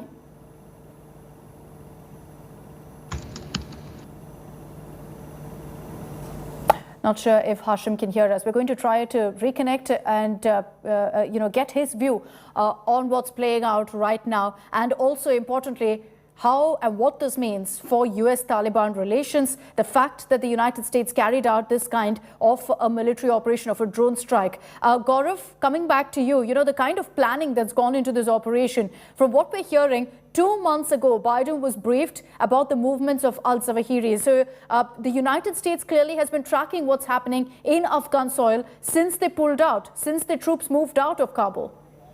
So 11 months ago, when America pulled out, they said that their mission in Afghanistan was over, but their intelligence operations and intelligence-based operations to ensure that Afghan territory was never used against the United States of America, those operations will continue. And given the fact that they didn't need boots on ground to be able to take out these terrorists, has now been proven with this drone strike. So 2 months ago is when American intelligence officials briefed the US president about the presence of Ayman al-Zawahiri at this house in downtown Kabul. They were keeping an eye on him, both assets on ground. Technical intelligence was monitoring him and some members of his family and those who came to meet him. Quite like what happened at opposite Pakistan Military Academy at Kabul, when America was monitoring Osama bin Laden. There was an operation that was mounted to keep an eye on Ayman al-Zawahiri. And according to the American president, as soon as there was a confirmation that there was a pattern, his coming to the balcony, Ayman al-Zawahiri is repeatedly coming to the balcony at a fixed time. All these patterns were noticed, and it was then that US President Joe Biden gave a green light to that drone strike in which Ayman al-Zawahiri was taken out in this intelligence-based operation. Now, when this hydra-headed monster of radical Islamist terror and Al-Qaeda as a terrorist organization is concerned, the top two leaders who were involved in the 9/11 terror attacks, the worst terror attacks on American soil, while they've been taken out, this is a hydra-headed monster with branches in several parts, not just in AFPAC region, but also in the Middle East, in Africa.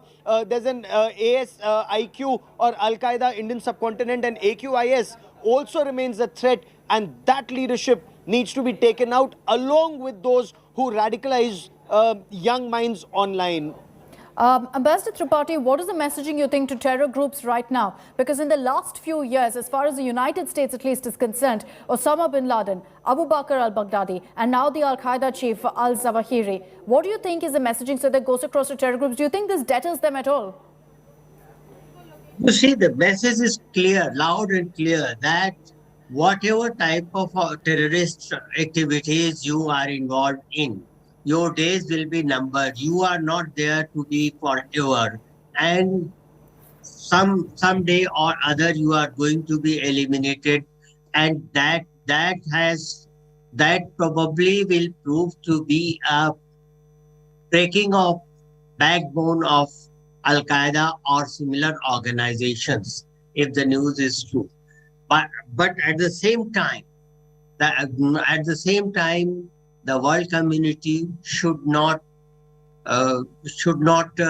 remain inactive or should not leave its guards, should not drop its guards against the malice of terrorism.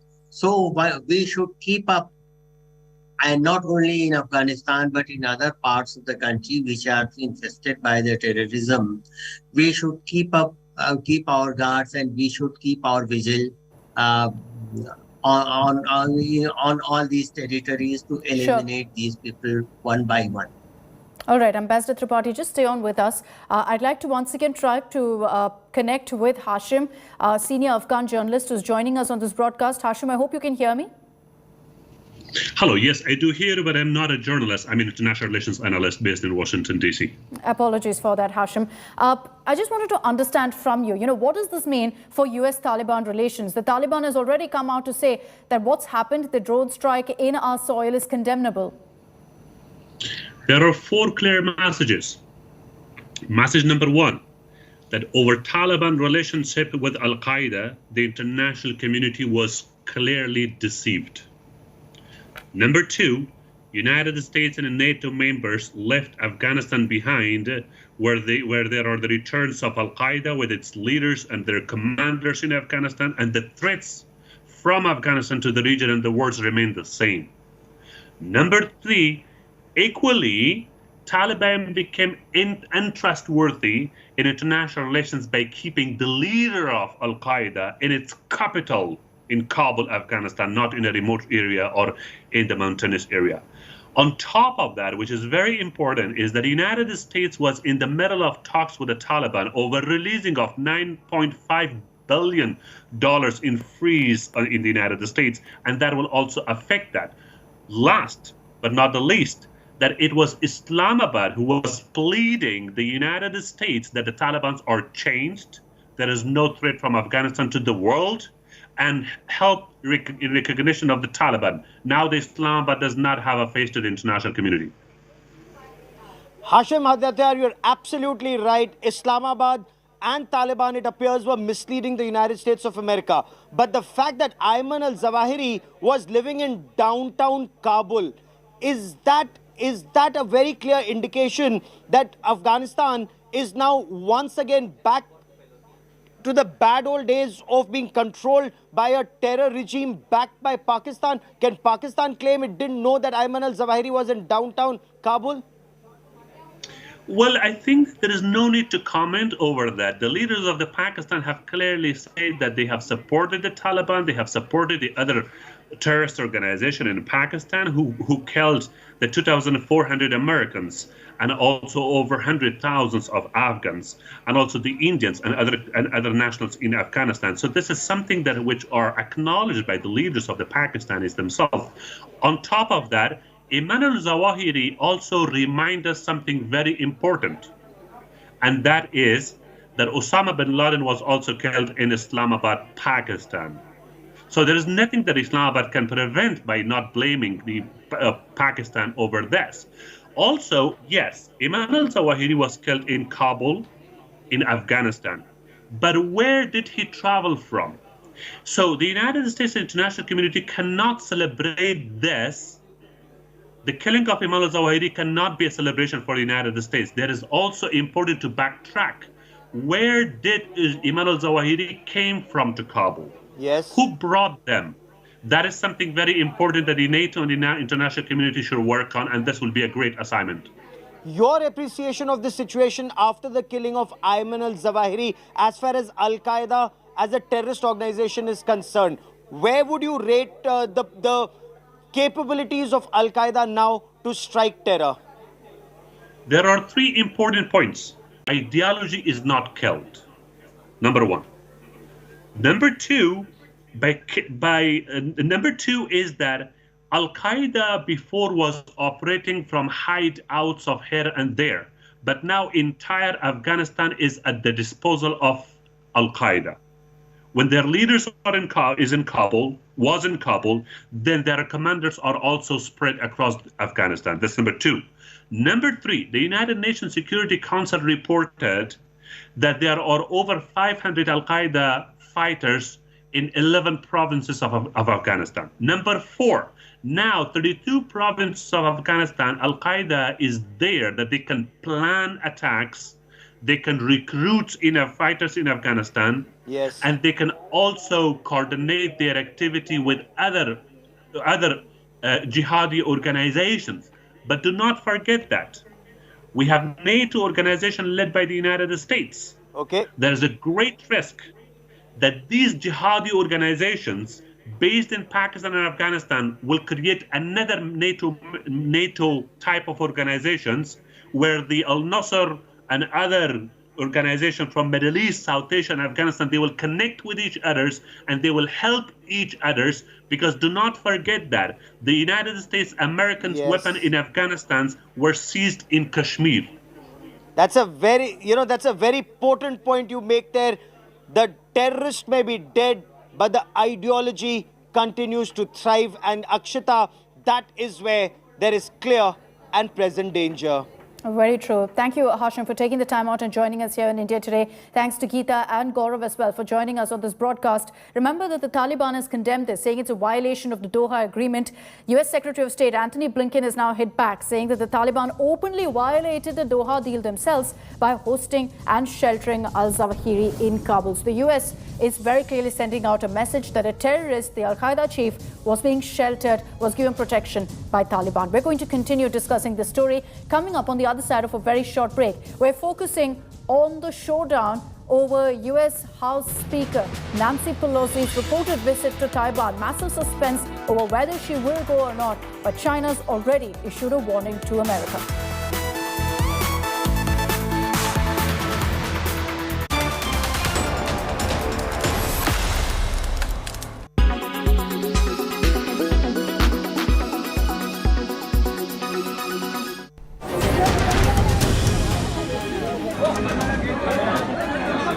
His man Friday in custody. His closest and oldest aide in ED crosshairs. Sanjay Raut's arrest has hit Uddhav Thackeray hard.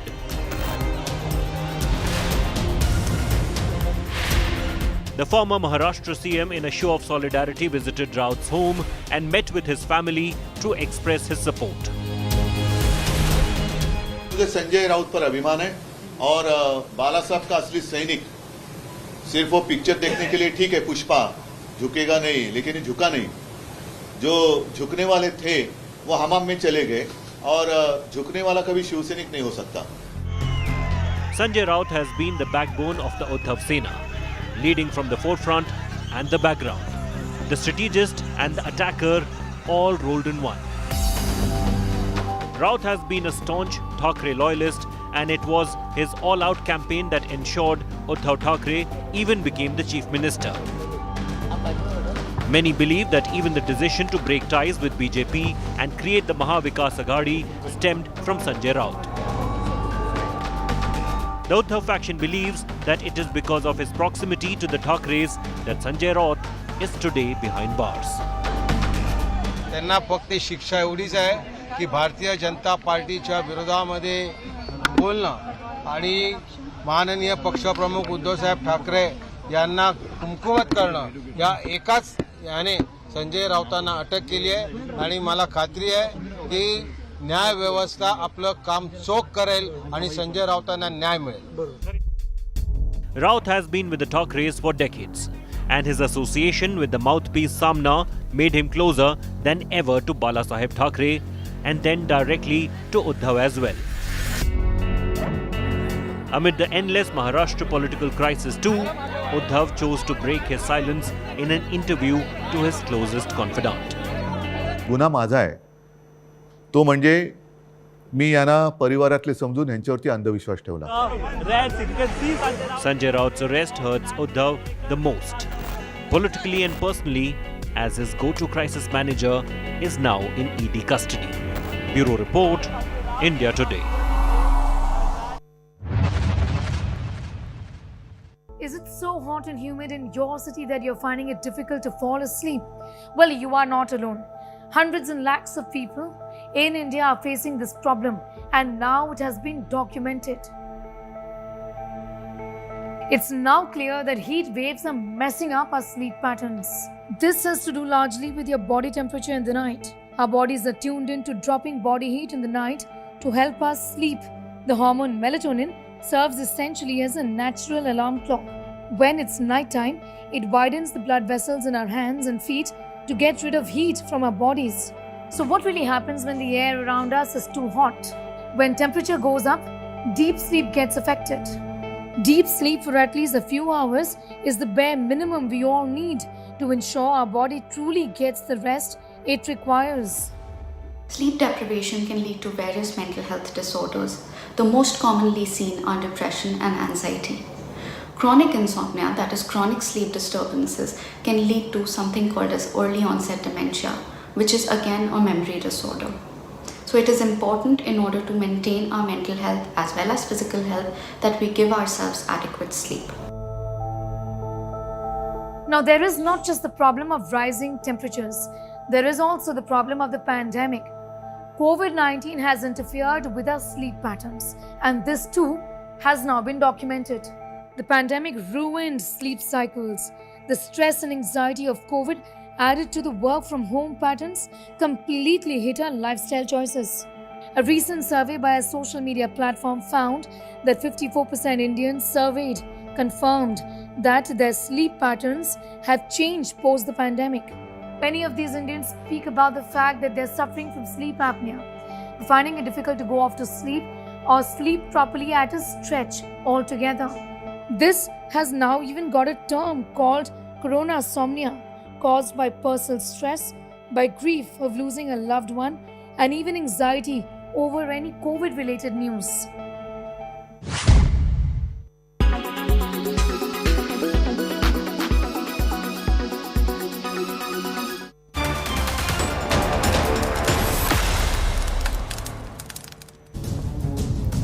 Welcome back. There's endless suspense and a massive showdown that's brewing over the U.S. House of Representatives Speaker Nancy Pelosi's reported visit to Taiwan. The U.S. Secretary of State Antony Blinken has said that a potential visit to Taiwan by U.S. Speaker Nancy Pelosi would be entirely her decision. Blinken has called on China not to escalate tension in the event of a visit. Pelosi, a known critic of the Chinese Communist Party, is visiting Singapore, Malaysia, South Korea and Japan, but may just make an impromptu landing in the island nation as claimed by China.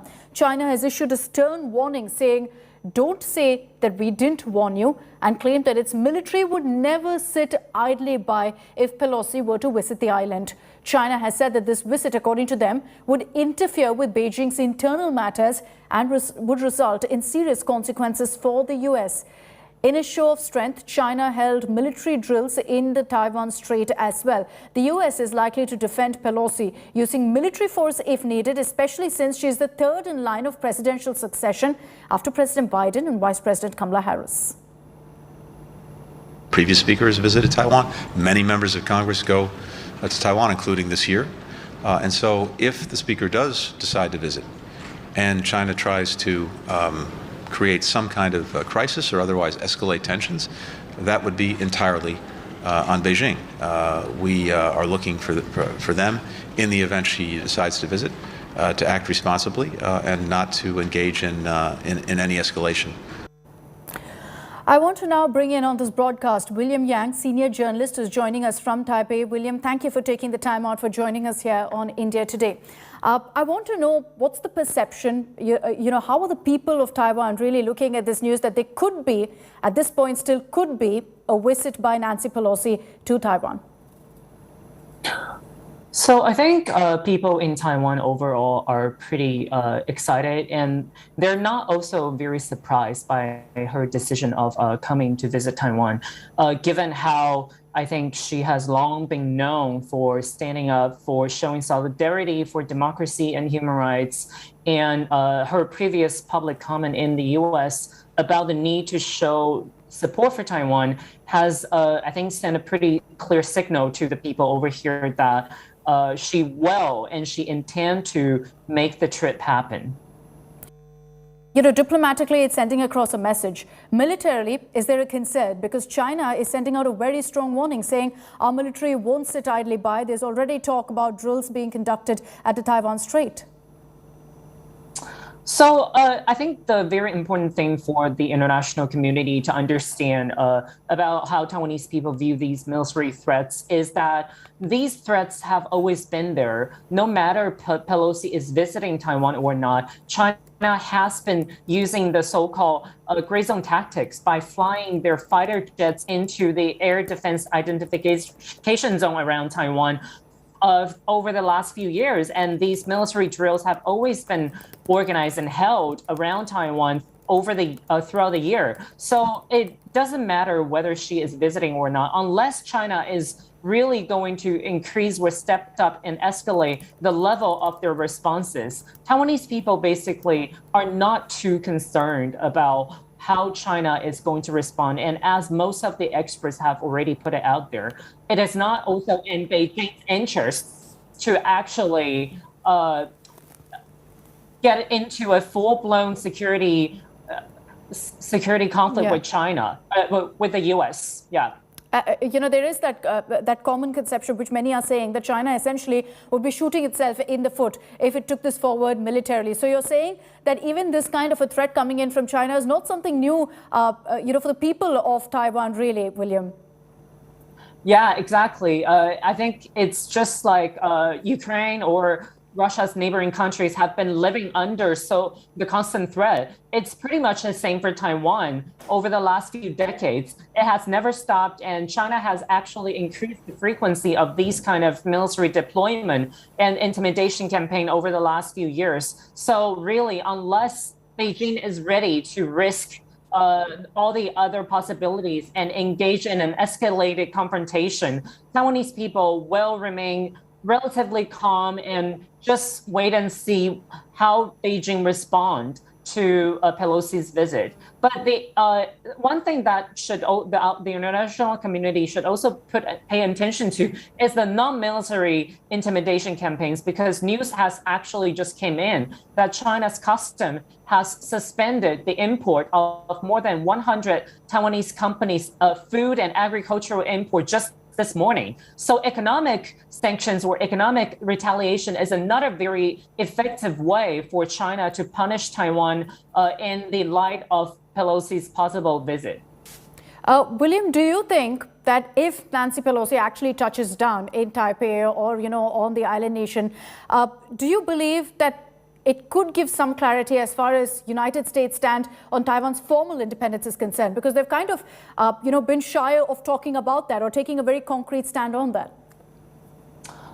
I don't think her visit is going to change anything in the U.S. official stance on Taiwan. As we can see, the White House, the Pentagon, and all national security related American officials have all come out to reiterate their commitment to the One China policy, and that is not to recognize any form of Taiwan sovereignty officially, which is obviously going to change the status quo across the Taiwan Strait. And that is something that Washington is very clear that they are going to avoid. And I think Taiwan also knows that very well. So that is unlikely to happen, even if her visit does kind of raise the concern and heighten the tensions across the Taiwan Strait for the time being.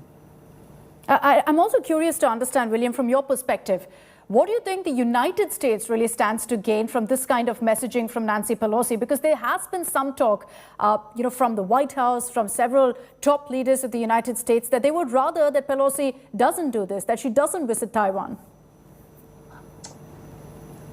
I think it is a consistent message from Washington that they support engagement and exchanges between elected officials and Taiwanese government or Taiwanese officials, because that is in the principle and in the interest of both the U.S. and Taiwan. And that has actually become a new tradition or a new precedence since even the Trump administration. So it's been a few years that elected officials have been visiting Taiwan. But of course, Nancy Pelosi's stature and her seniority in the U.S. politics is going to further strengthen that view. But at the same time, I think it's a very fine balance that Washington is playing over here, because they are not sending any so-called cabinet members to Taiwan, but rather is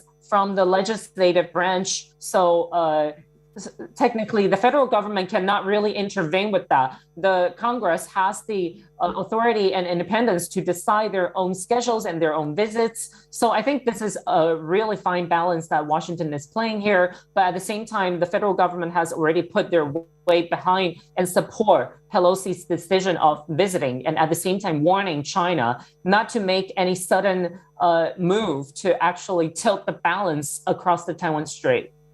All right, William Yang, thank you very much for taking the time out and joining us here on India Today. This is a story that we're tracking very closely. Before I slip into a short break, I just want to also play out what the U.S. National Security Council Coordinator John Kirby had to say about Nancy Pelosi's reported visit to Taiwan. His message is clear, that Pelosi has every right to touch down in the island nation.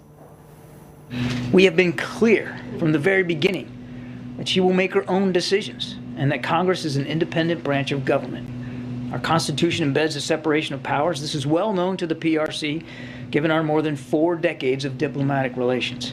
The Speaker has the right to visit Taiwan, and the Speaker of the House has visited Taiwan before, without incident, as have many members of Congress, including this year. The world has seen the United States government be very clear that nothing has changed about our one China policy, which is, of course, guided by the Taiwan Relations Act, the 3 joint U.S. PRC communiques, and the 6 assurances.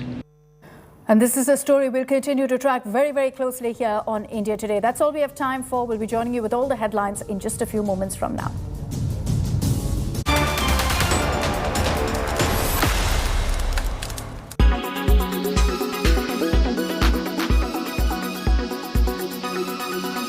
Your approach towards these films and these roles. You keep getting asked this question. A lot of actresses keep getting asked this question. What happens after marriage? What happens after 40? What happens? Are there roles written for women? It's a question that women constantly keep getting asked. And you've also answered this in the past. But now I want to ask you, does ageism still exist? Does sexism still exist? No, I think only on social media, not actually in life, because it makes good topic and you're constantly talking about it. You're constantly, it gives a topic of discussion. People are writing articles, debates are happening and everything. But I mean, in the reality of situation is that we're still working. Everyone's getting their work. If you're talented, you will get work. Yeah. If you're looking good, you will get work. If you're, being yourself, you'll get work. So you have to have the confidence in yourself also, And today, I think everybody's doing great work. Yeah. Age is just a number. I mean, people are doing different characters, and you're as old as you look, So I think that's what you have to go by. I mean, it makes good copy to write things and say things and all that, but I think Twitter or in some platform में अच्छी होती है कि ये discussion चलना कि ageism, sexism, ये है, वो है, but your decisions should speak that. I mean, I'm still working. I worked throughout my pregnancies, and people who have a problem with it don't take me. But the fact is that I've shot with Aamir even when I was 5.5 months pregnant. Alia's still pregnant and working and continuing to work. So it's up to the person to break boundaries. You also have to kind of take and try and, take up the challenge. You mentioned Twitter, and I see you, we get to see glimpse of your life on Instagram. Yeah. You also share what you want to share. Yeah. There's a certain line I'm guessing you draw, Yeah. where you think, okay, this is too much. You just had a sigh. I want to understand what is your take on cancel culture? Because social media is so quick to cancel films, cancel actors, say that rubbish film came out, it's not working. Of course, because the accessibility is there. Today, everyone has a voice. Today, there are different platforms.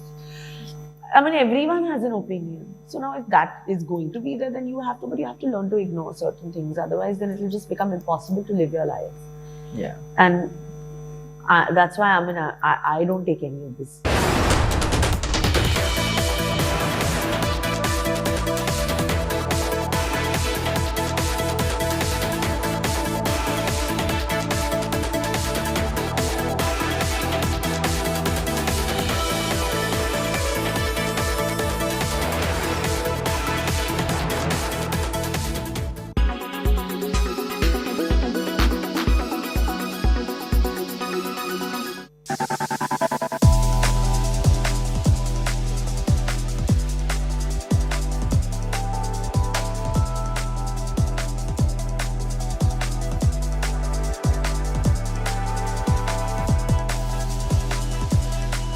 Gender-agnostic fashion lines and models are now prominent in India too.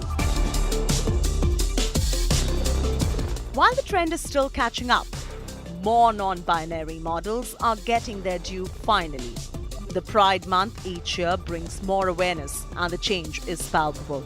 Fashion seems to be breaking the gender barrier, right? And I think a lot of that credit goes to people like Ranveer Singh, who are massively looked upon, looked up to by this particular generation. And the fact that he breaks stereotypes and he's not conforming to this whole idea is great. So people say if he can do it, so can we. And which is so ironic in India because our royals, our Rajas and Maharajas were always wearing these very sort of flowy, clothes, which today, well, could have been considered feminine, but that was part of how we were. In fact, even like jewelry and men with so much jewelry and stuff was very part of our Rajas and Maharajas and the royal culture. So I'm glad today we're coming back to this point where, that whole thing in the middle where we went through saying skirts are for women and shirts and pants are for men is sort of dissolving, and that's incredible. Fashion is a means of self-expression and new social constructs in order to bring about sartorial changes as well. Whether it is the Indian kurta or the dhoti or the angarakhas, Indian tradition has always had elements of gender fluidity. Today it is the printed pants, bomber jackets, tees, all screaming gender fluidity. The designers are getting more aware, discerning of inclusivity and creating genderless fashion. They are involving models who are queer and non-binary and giving them their due.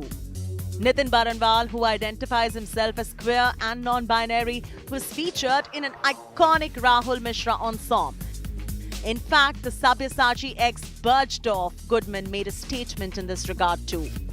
Model Rabani Victor has been featured in multiple designer campaigns, and the one from Shantanu and Nikhil's Tribe India story, captioned, "No labels, no social norms, no preconceptions," says it all.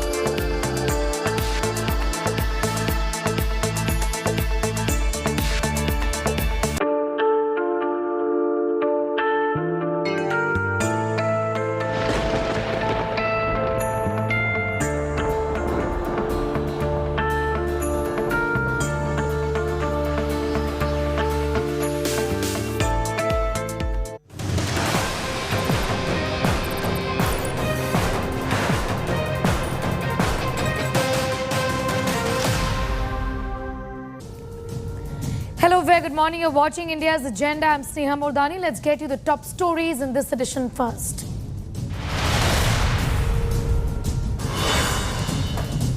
US drone strike kills Al-Qaeda chief Ayman al-Zawahiri in Afghanistan. Biden says justice is delivered after neutralizing 9/11 plotter and Osama bin Laden's successor.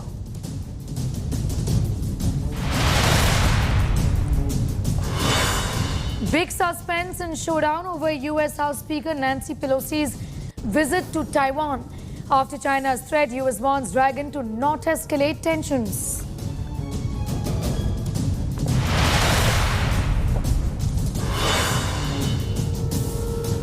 Housing scam singes Sanjay Raut. India Today accesses exclusive details of the ED probe. Over 1 crore cash to Raut under lens. Agency claims Raut and wife were direct beneficiaries. Sena MP denies the charges.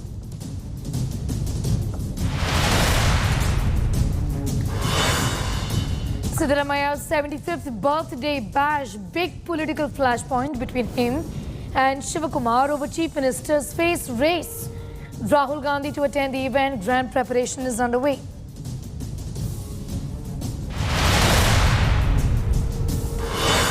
Kerala battles monsoon fury. Red alert in 7 Kerala districts.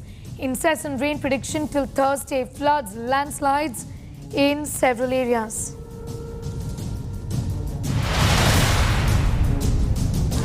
India enters day 4 of Commonwealth Games with 1 silver and 2 bronze medals in judo. A shot of at least 3 silver medals in lawn bowls, mixed team badminton and table tennis.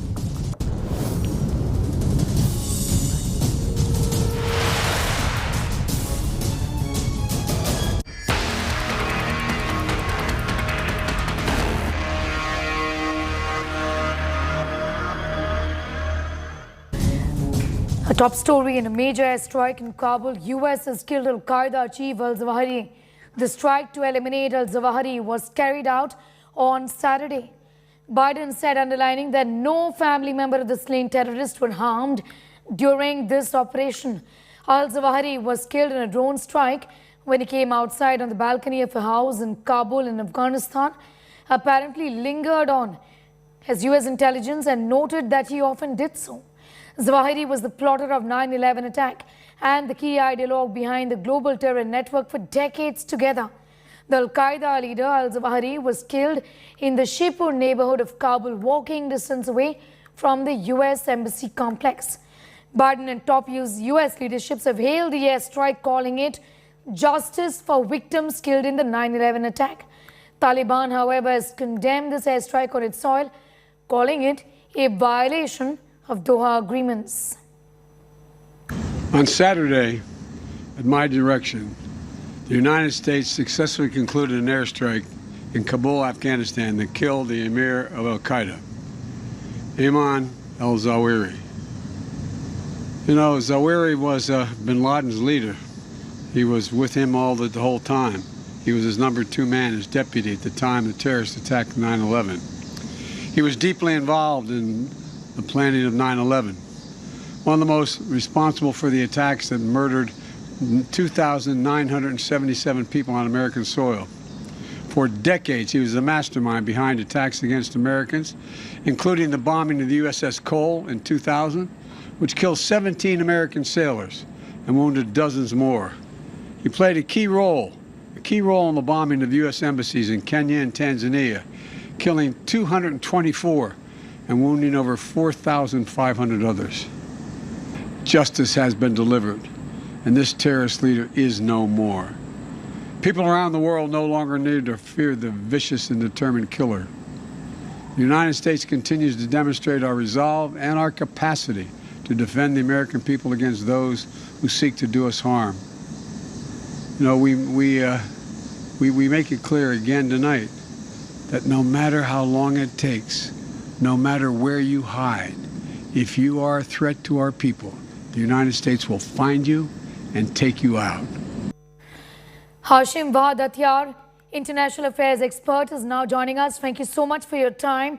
How do you view this development in the context of the Taliban coming out and saying that this clearly is a violation of the Doha Agreement between the US and Taliban essentially. How do you think this is going to play out in days and weeks to come, given that I would expect the Taliban to retaliate now? 3 important points. Point number one, in Doha, the Taliban clearly deceived United States and international community. Number 2, that the Taliban became untrustworthy when it comes to the international relations. It did not fulfill the regulations, the rules, and the guarantees in international relations, and that badly affect the international community to talk with the Taliban over recognition of the Taliban. So it brought the Taliban back when it comes to the recognition of the Taliban, the international community recognition of the Taliban.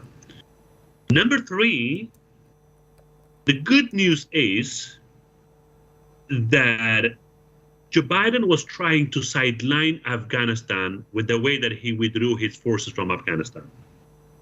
But now Afghanistan became again an international community's agenda. It became again a breaking news in international media.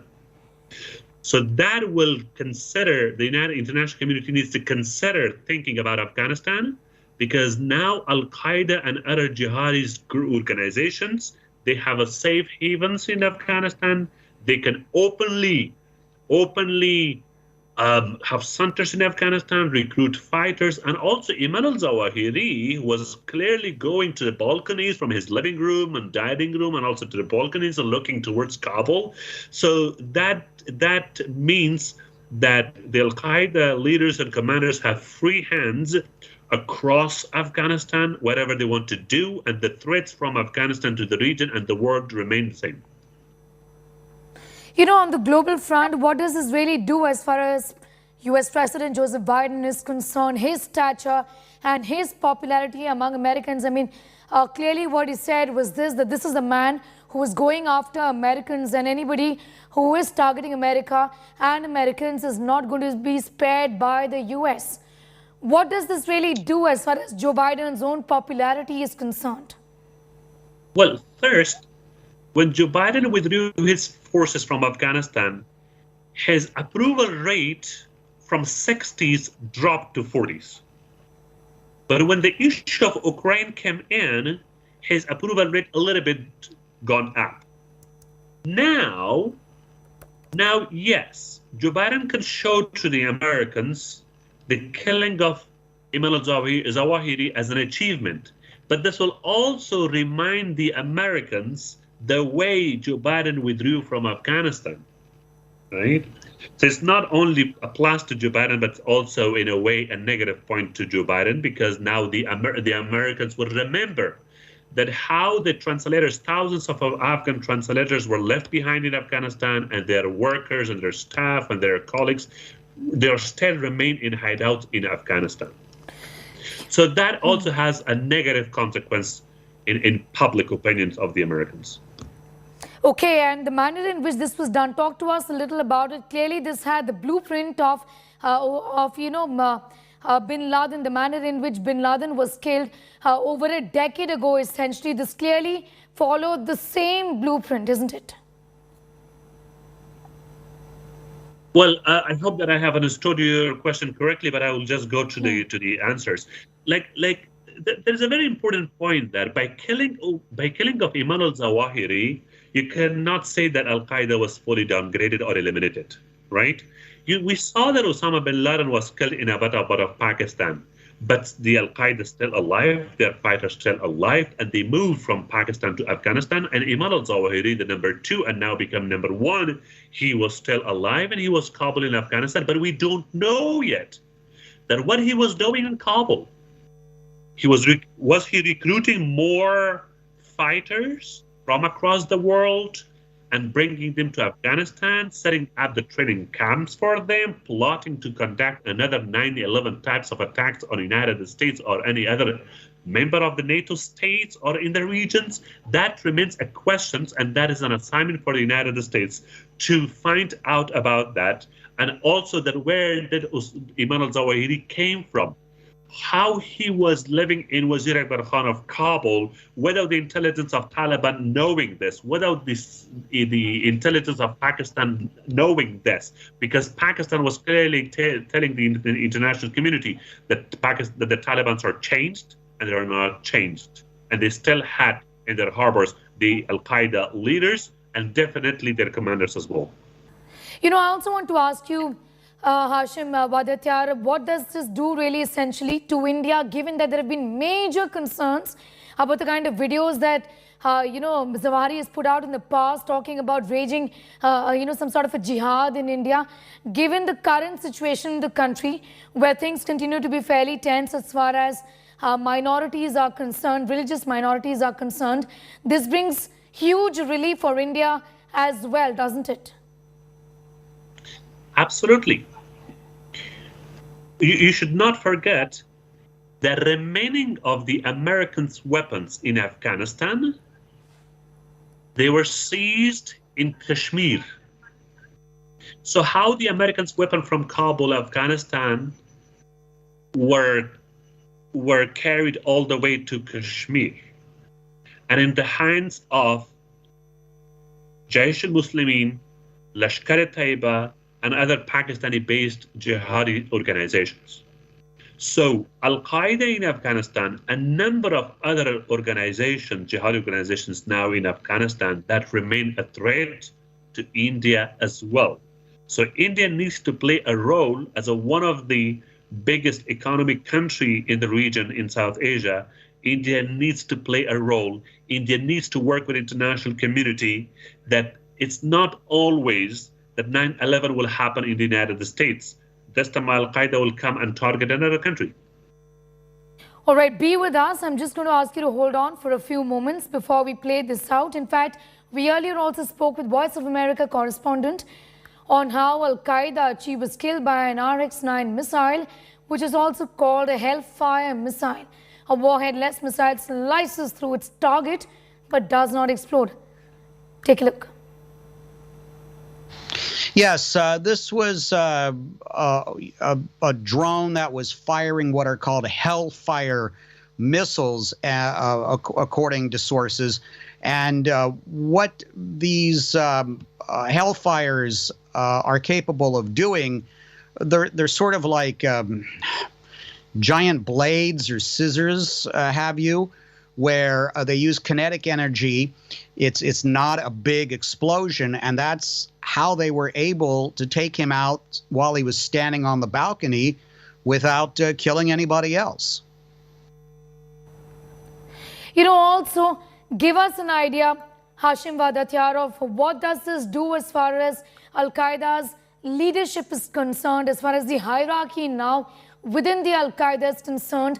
How weakened will Al-Qaeda be, given that the top leadership now, essentially two top names associated with the Al-Qaeda for decades together, have now been eliminated? Well, look, within Al-Qaeda, there are a number of other fighters as well, a number of other commanders as well, that they can easily replace Ayman al-Zawahiri. Remember that Ayman al-Zawahiri himself was not fighting. He was the one who was following the footprints of Osama bin Laden. He was giving vision, and he was also giving a direction. Now, the policy of Al-Qaeda remained the same. The ideology of Al-Qaeda remained the same. They do not require a capable commander or a leader. What required is a policy, ideology, and strategy, and they do have that strategy. They can simply replace it. But what is needed is not only a strike to kill. So remember that only one Al-Qaeda person was killed, Ayman al-Zawahiri, but there are over 500 Al-Qaeda members right now in 11 provinces of Afghanistan, according to the United Nations Security Council. The important thing is that we have to make sure that Afghanistan is not at the disposal of Al-Qaeda or their affiliates, which is the Taliban. We need to make sure that Afghanistan is in the hand of the international community true partner. And the true partner means that a government elected by the people. A government apportioned to the international community in favor of international community against those threats that poses threats to the region and the world, until we bring in that kind of government in Afghanistan and build their capacity to address such challenges and also provide them these technologies. Because in the Republic government of Afghanistan, these drones were not given to the Republic government. If these drones were given to them, today we would not have the Taliban, neither the Taliban nor Al-Qaeda in Afghanistan.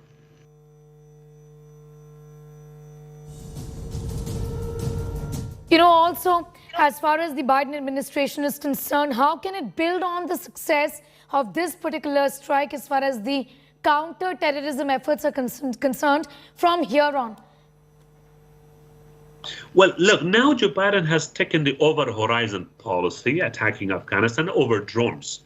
But the thing is that Al-Qaeda fighters, there's a stealth threat that Al-Qaeda fighters will look after taking revenge of their leader number one, Osama bin Laden, and then the other leader is Ayman al-Zawahiri. They will also not be sitting in their hideouts. So I'm afraid that they will be thinking of taking revenge of Ayman al-Zawahiri and Osama bin Laden. So remember that Al-Qaeda is also not a jihadist organization in Afghanistan. They are a global jihadi organization. By global means that they have sympathy here and there, and they have fighters here and there. So unless the United States address Afghanistan taking back from the Taliban and the Al-Qaeda, the threats remain the same to the United States. And this time, I'm afraid that they will also conduct attacks in the United States or maybe other member states of the NATO members. Hashim Vadatyar, do be with us. We'll just come back to you for more perspective on that very, very significant global development today. Now, we are staying with this now in an exclusive conversation with India Today. Former diplomat Deepak Vora detailed what the killing of the Qaeda chief means for the US and the world. Listen in. Decisive moment really in the global fight against terror. But sir, what to you is the biggest takeaway from this particular update? You know, there was so much talk when the Taliban took over Afghanistan that this would happen, that terrorists would be shielded in Kabul, in their soil. But the United States with this kind of an operation has essentially sent across a message that they don't need boots on the ground. They're still very much tracking very closely any terror activity that happens in Afghanistan. Thank you very much, ma'am. It's always a great pleasure to be with you on your amazing channel. I'm not in the nation's capital. I'm far away. What you see behind me is my ancestral home, Afghanistan. You asked a very, very interesting question. May I begin by saying it reminds me of what Prime Minister Narendra Modi said in March 2019 after the attack that took place in India. He said, ये हमारा सिद्धांत है कि हम घर में घुस के मारेंगे और चुन चुन के हिसाब लेना मेरी फितरत है. This was a warning to Pakistan when we obliterated the Jaish-e-Mohammed camp there. America has done the same, ma'am. घर में घुस के मारा है. May I remind you, what did they say after 9/11? Give us Osama bin Laden, they said. The Taliban said, go fly a kite. He is our guest. And our Pashtunwali code will not allow us to hand over a guest. America devastated Afghanistan with air power never seen before. Taliban ran for their lives. They are cowards. And they begged to surrender, ma'am. And then American Defense Secretary said, we do not negotiate surrenders. In fact, the Taliban offered to hand over every fellow with the name Osama. That was in 2001. It did not happen. Then 10 years later, American troops went on the ground, eliminated a character called Osama bin Laden in Pakistan. His successor was his partner and confidant, this character who's just gone, Ayman al-Zawahiri. When Osama died, the then American President Barack Obama went on television to claim it. And this time, Ayman has been eliminated, and the president has gone again to say, we don't need boots on the ground. We have gotten rid of this character. He and his buddy Osama will be plotting and scheming something in their Islamist paradise while being tended by dozens of virgins. Ma'am, the writer Jean-Baptiste Alphonse Carre of France had said in 1849, plus ça change, plus c'est le même. The more it changes, the more it is the same. Taliban 2 is no different from Taliban 1, whatever the Pakistanis say. The fact is, the message has been delivered. Wherever you hide, we will bring you out of your hiding place and we will eliminate you. Once again, it reminds me of what India's Prime Minister Modi said, Satveं patal mein bhi chupoge, wahan se nikal ke laenge aur marenge. This is exactly what America is doing, and this is what countries like Pakistan and, of course, Taliban Afghanistan, they need this message loud and clear. You mess around with the lives of innocent people, and then you see what we do. Very, very true. I'm delighted, ma'am. Now, Taliban's close ties with Al-Qaeda is an open secret to the world. Right after al-Zawahiri was killed in a US airstrike in Kabul, Taliban condemned this attack. The house of al-Zawahiri, where he was killed, was owned by a top aide to senior Taliban leader Sirajuddin Haqqani, who is also a Pakistan stooge. Members of the dreaded terror group Haqqani network tried to conceal that Al-Qaeda leader Ayman al-Zawahiri, who was killed in a US drone strike, was at a safe house in Kabul and restricted access to the site. The UN also suggested that Al-Qaeda has a safe haven under the Taliban and increased freedom of action. Back in 2011, Pakistan sheltered Osama bin Laden. Al-Zawahiri and the better-known Osama bin Laden plotted the 9/11 attacks.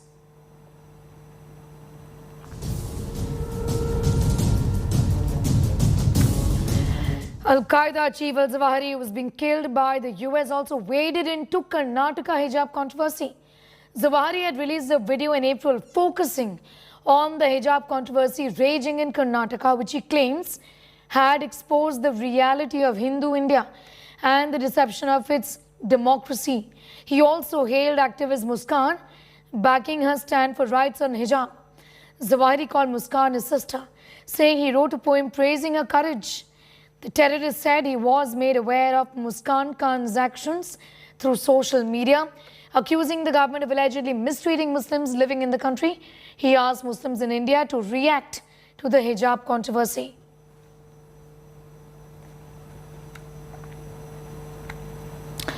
Now, in a show of strength, China is going to be holding military exercises in South China Sea starting today till the 6th of August in retaliation to US Speaker Nancy Pelosi's proposed visit to Taiwan.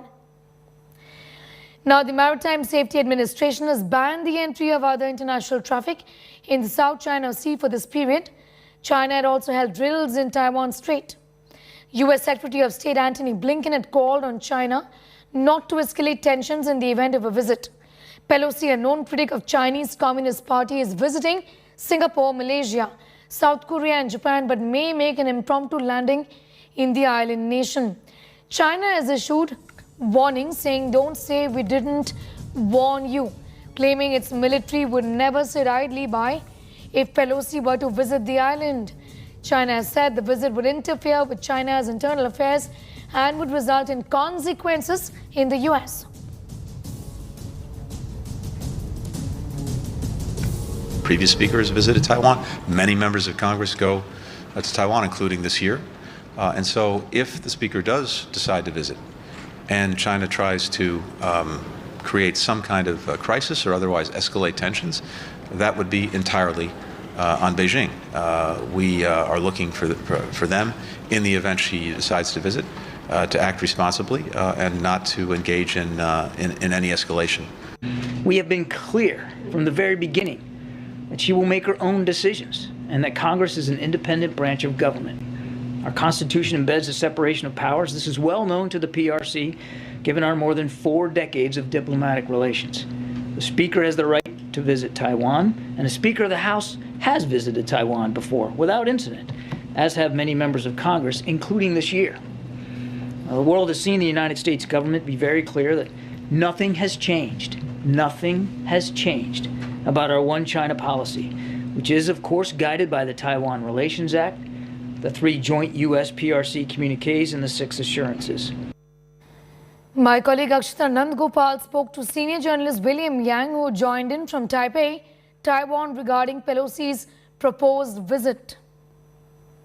So it doesn't matter whether she is visiting or not, unless China is really going to increase or step up and escalate the level of their responses. Taiwanese people basically are not too concerned about how China is going to respond. And as most of the experts have already put it out there, it is not also in Beijing's interests to actually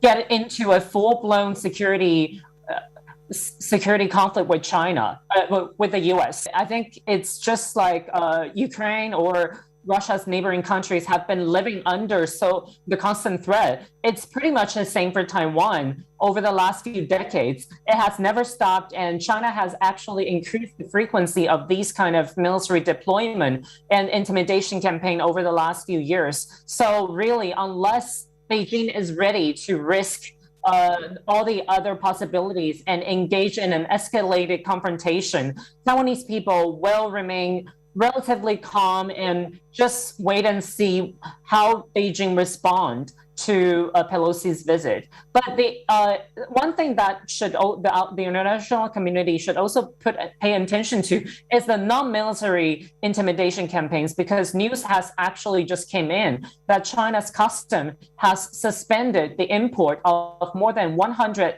Taiwanese companies' food and agricultural import just this morning. So economic sanctions or economic retaliation is another very effective way for China to punish Taiwan in the light of Pelosi's possible visit. It's time for a break. Here on the other side, we're getting you news from home, where Kerala is battling monsoon fury. Red alert in 7 districts in the state. Incessant rain prediction till Thursday. Floods, landslides in several areas.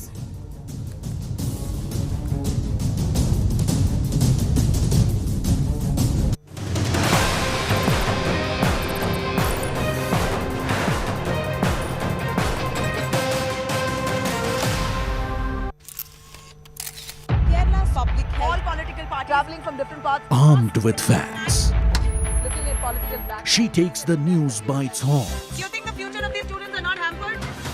Fierce, bold and direct, setting the tone for the biggest stories. From every corner and every angle. Expect nothing but the unfiltered truth. News first, niceties later. Watch me, Nabila Jamal, on India Today.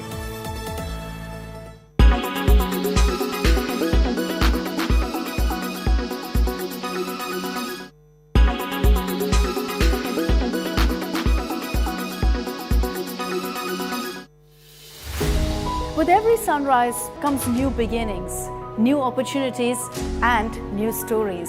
And that's why we're first up. While you're sleeping, we're hard at work to ensure you get the perfect news shot every morning. Get you all the updates. Our morning mission, to get you news that's fresh and packed with flavor. Watch First Up every weekday morning with me, Akshita Nandagopal, right here on India Today.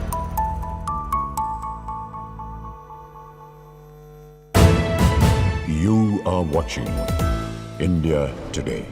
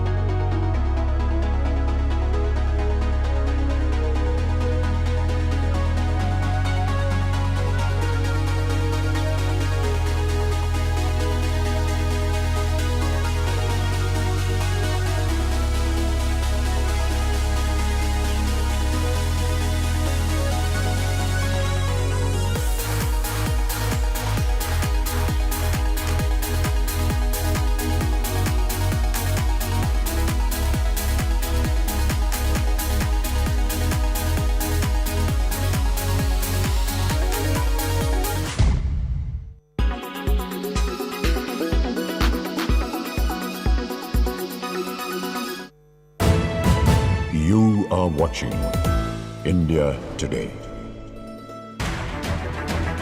I don't read the news. I read between the lines to tell you the true version of events. The true story of our times. To document grief, the toughest assignment for any journalist to be. From those who matter. Women politicians going to stick up for each other. Of those who should matter. I document the truth. I don't distort the truth. I don't glamorize the truth. I don't gloss over the truth. The ghosts of India's contentious medieval history have come knocking again. I hustle for the truth. On the ground, in the newsroom, in the studio. I don't try to grab eyeballs. I inform you to make you see the point. To the Point with Preeti Chaudhry. At these times, only on India Today. Co-powered by RK Marble, Khoobsurat Imandari. In association with JioMart, Har Ghar Ka Mart.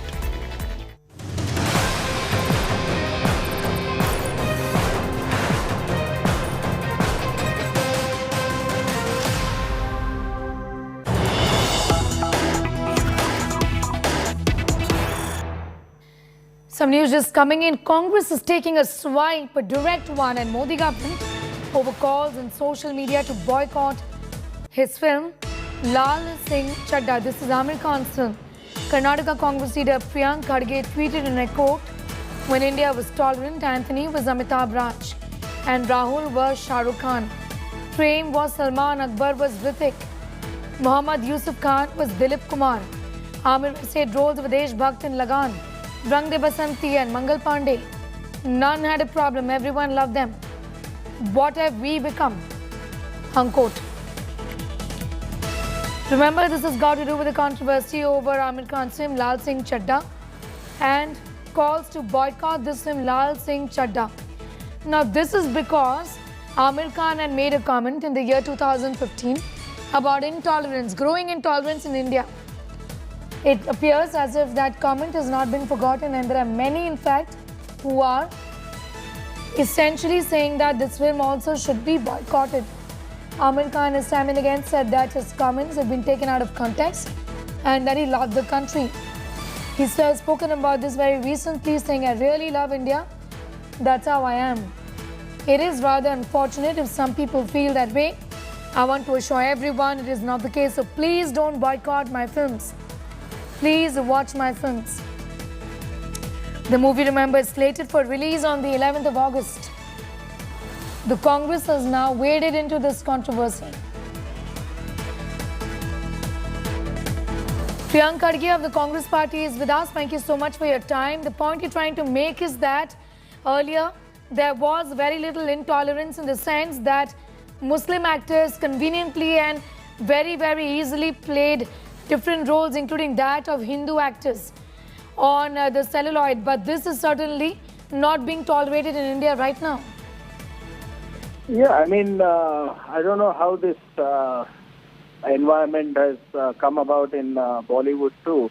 I mean, after all, they're movies. I mean, they were on celluloid, and we were a little more tolerant when Amitabh Bachchan played a Muslim character in Coolie.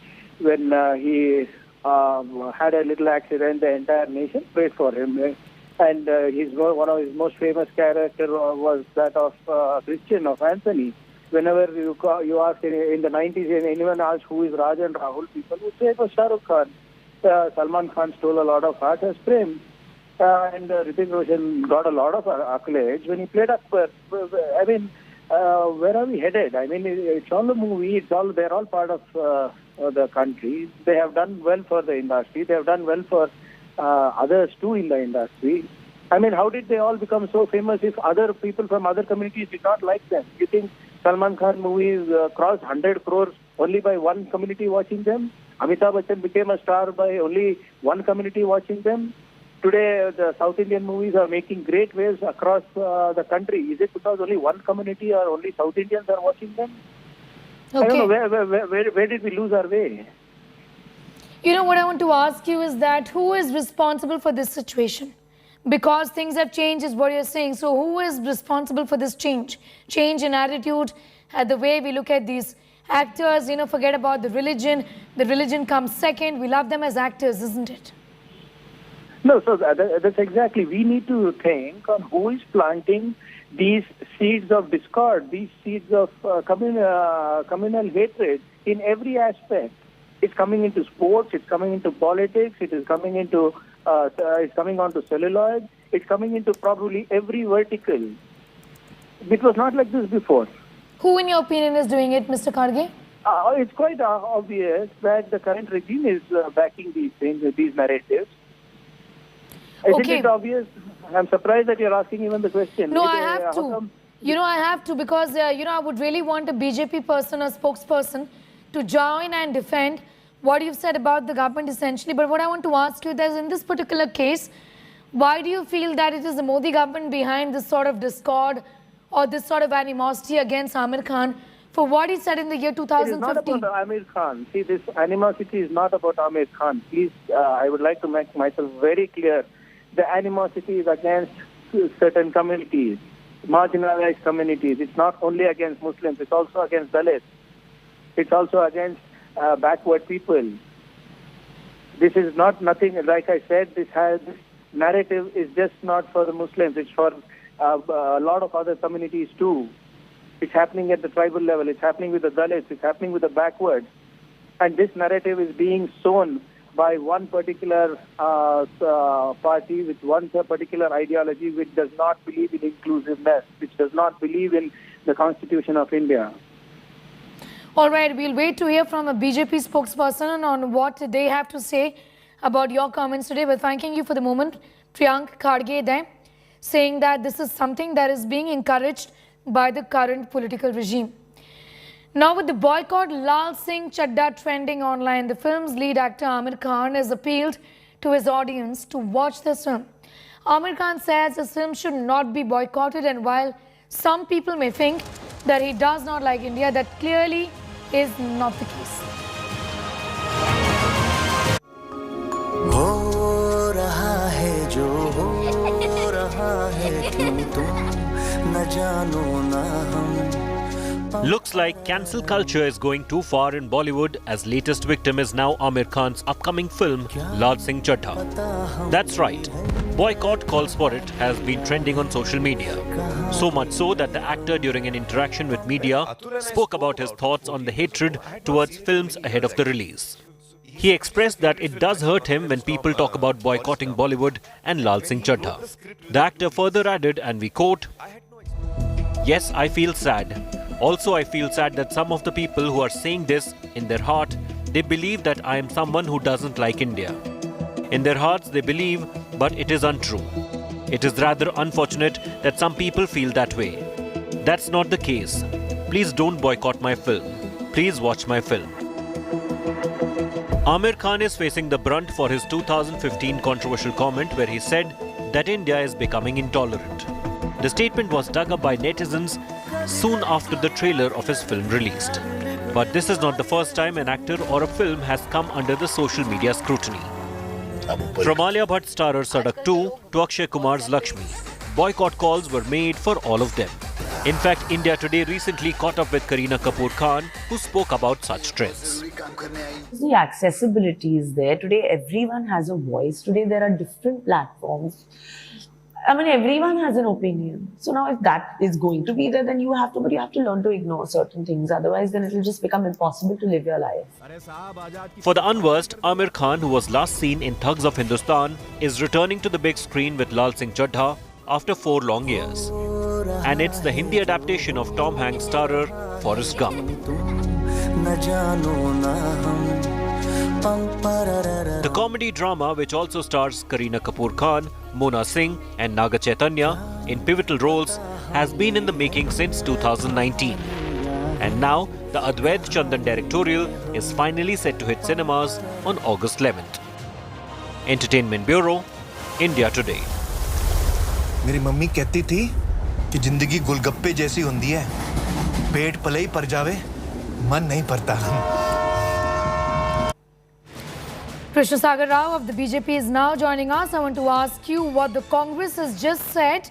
Priyank Kharge of the Congress party says that this trend of treating certain actors belonging to minority communities in a way of boycotting them or by targeting them is started, and the Modi government essentially is encouraging all of those people who are in fact behind this communal hatred. See, as the party, we don't have any policy of banning or not banning or demanding films ban. You know, we are a national party. We don't take up frivolous issues like that. But however, one has to be sensitive about what, you know, overall population is or public is or the viewers are thinking about the random statements these stars are making. Maybe that is the reason why they are demanding a ban. And maybe these actors who call themselves influencers need to be much more responsible when they make statements. You know, Krishna Sagar, I want to ask you, way back in 2015, 7 years ago, Amir Khan and his then wife, who's not even his wife anymore, had made this statement talking about growing intolerance. Should we hang on to that statement and should we not let go? How can we encourage a trend that talks about boycotting a certain film of an actor because of a comment that was made 7 years ago? No, did I say that it is because of that reason that somebody is, calling for a ban, or did I say that the party is calling for a ban? We didn't, right? See, I'm only talking in general about why people call for a ban. And, there can be reasons why. And I'm saying that if an iconic movie star who happens to be an influencer makes statements openly, then has to be responsible when he's making statements. You cannot blanket, everything under one color and say that, India is intolerant. How in the world can you make a blanket statement like that? I'm not holding on to that. But I'm saying you have to be responsible. And then when you call yourself an influencer, you might have personal opinions, but you have to articulate it in a way it doesn't impact the general public and it doesn't send out a wrong image of the country. And many of the stars have done it, and I think Amir Khan has to evaluate that. So this time around, when this boycott Lal Singh Chadda trend has started on Twitter and elsewhere, would you say that this is unwarranted and that this controversy should end and that this trend is unfortunate? Do you support this trend in a way? BJP is not making an issue out of it, but who's politicizing it today? The Twitter statements by Mr. Kharge's son. Why does he need to politicize it? Why does he need to say it's about minorities? I mean, it has become a fashion. It has become a trend for Congress party to paint everything in one color. I mean, if the party is not saying anything, if some of the people in the country are asking for a ban or demanding ban, how is it has to do with BJP? What has it to do with BJP? And when we are not formally saying anything, why bring in politics of minoritism? Okay. And this is the signature Congress politics. They want to use every opportunity to paint, to paint us in some color. So that is not going to work. Okay, I did ask this question. Let me just tell you. I did ask this question to Congress's Priyank Kharge as well. And he's not with us now, but I hope he's listening to this because I did ask him how is the BJP responsible for this trend. Krishna Sagar Ram, thanking you for the moment for joining us with your views on that story. Congress says the BJP is encouraging all of these people who are sowing the seeds of communal hatred. The BJP says, how are we responsible for what is trending against Amir Khan or his film? We have not said that this film should be boycotted.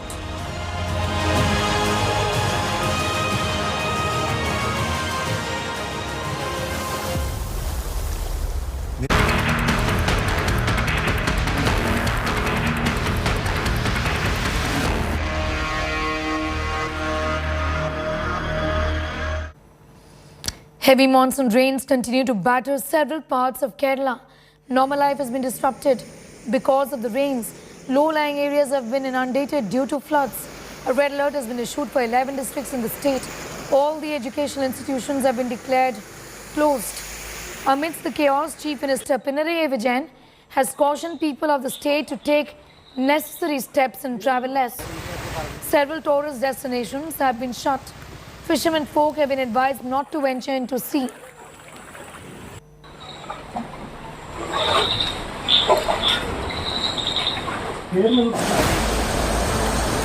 No mercy from rain gods. submerged in water. Hours of power blackout. Monsoon mayhem continues to wreak havoc. Southern and central parts of Kerala continue to be battered by incessant rains, and there is no respite in sight. The rains have thrown life out of gear. So far, 6 deaths have been reported due to heavy rainfall in the state. Red alert is issued in 7 districts, including capital Thiruvananthapuram. With the Met Department predicting heavy rainfall for 2 more days, a holiday has been declared for schools and colleges in affected areas. Monsoon has been active over Kerala, and it will continue for another 2 to 3 days. For the next 3 days, we have issued a red alert for Kerala. Day 1 and day 2, that is today and tomorrow, we expect heavy rainfall till middle Kerala, that is up to Idiki. And from 3rd day onwards, we expect more rain in the northern districts as well. Chief Minister Pinarayi Vijayan called a cabinet meeting to discuss the rain alert. He has advised people to take necessary precautions.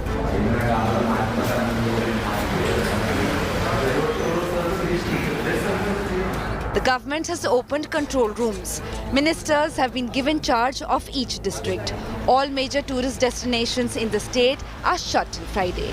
Fishermen are advised not to venture into the sea until further notice.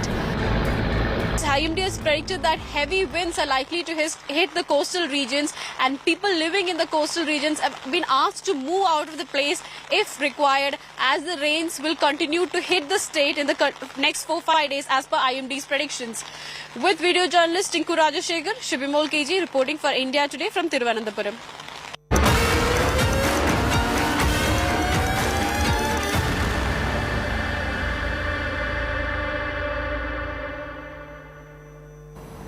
News from Karnataka now, where preparations in full swing are on for Siddha Utsav to mark the 75th birthday of Congress leader Siddaramaiah on the 3rd of August.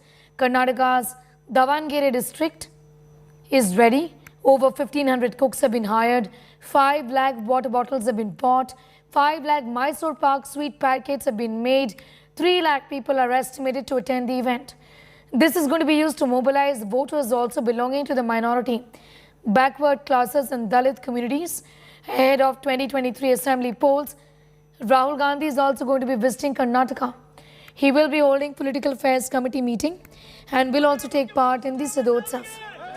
The visit comes even as the Congress in Karnataka seems to be in a bit of a fix over Karnataka Congress Nataka over who will be the chief minister. The birthday celebrations have become a fresh political flashpoint.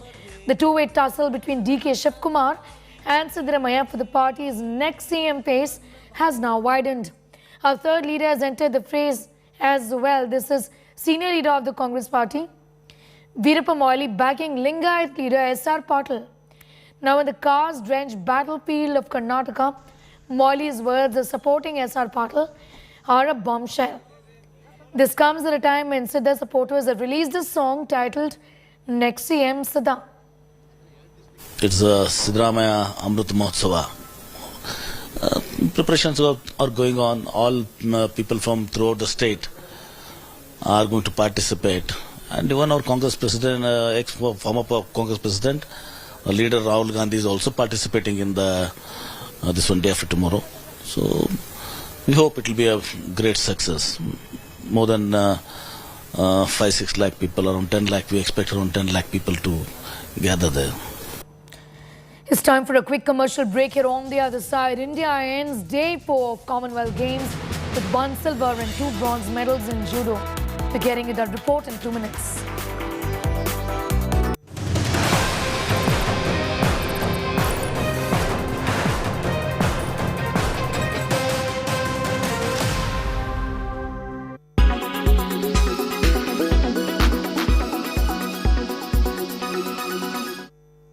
Black holes. Did you ever worry that Earth could get sucked into one of them? Black holes do have a massive gravitational pull that allows it to swallow anything that gets in its way. Let's find out more about them. Black holes have been lurking in the galaxies for billions of years. the most powerful known forces in the universe, their gravitational field is so strong that nothing, not even light, can escape from them. They're actually packed full of space matter, so they're not really holes. There are at least two types of black holes. Stellar mass black holes form when a huge star, more than 10 times bigger than our sun, burns up all its fuel and collapses in on itself. Scientists say there could be billions in our galaxy, the Milky Way alone. They grow by gobbling up other stars or merging with other black holes to become a supermassive black hole, millions to billions of times bigger than the sun. Humans can't even see black holes, but we can observe their effect on matter close by. When normal stars are sucked in, they accelerate and heat up, emitting X-rays which are detected by orbiting space telescopes.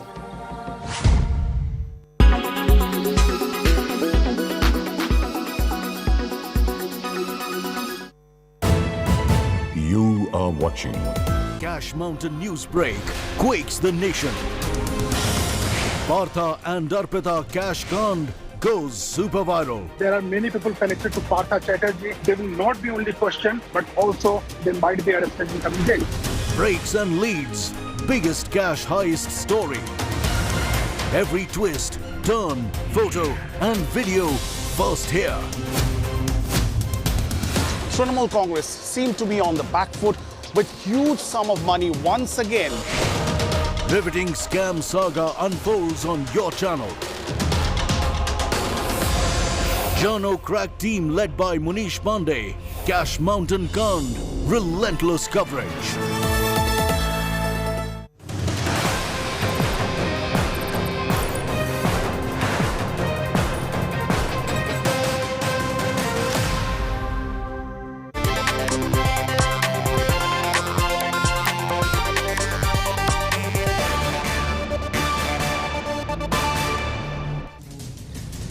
Now in our Be-Inspired segment, meet the Indian team at Birmingham Commonwealth Games, where our sportspersons are holding billions of hopes on their shoulders, literally.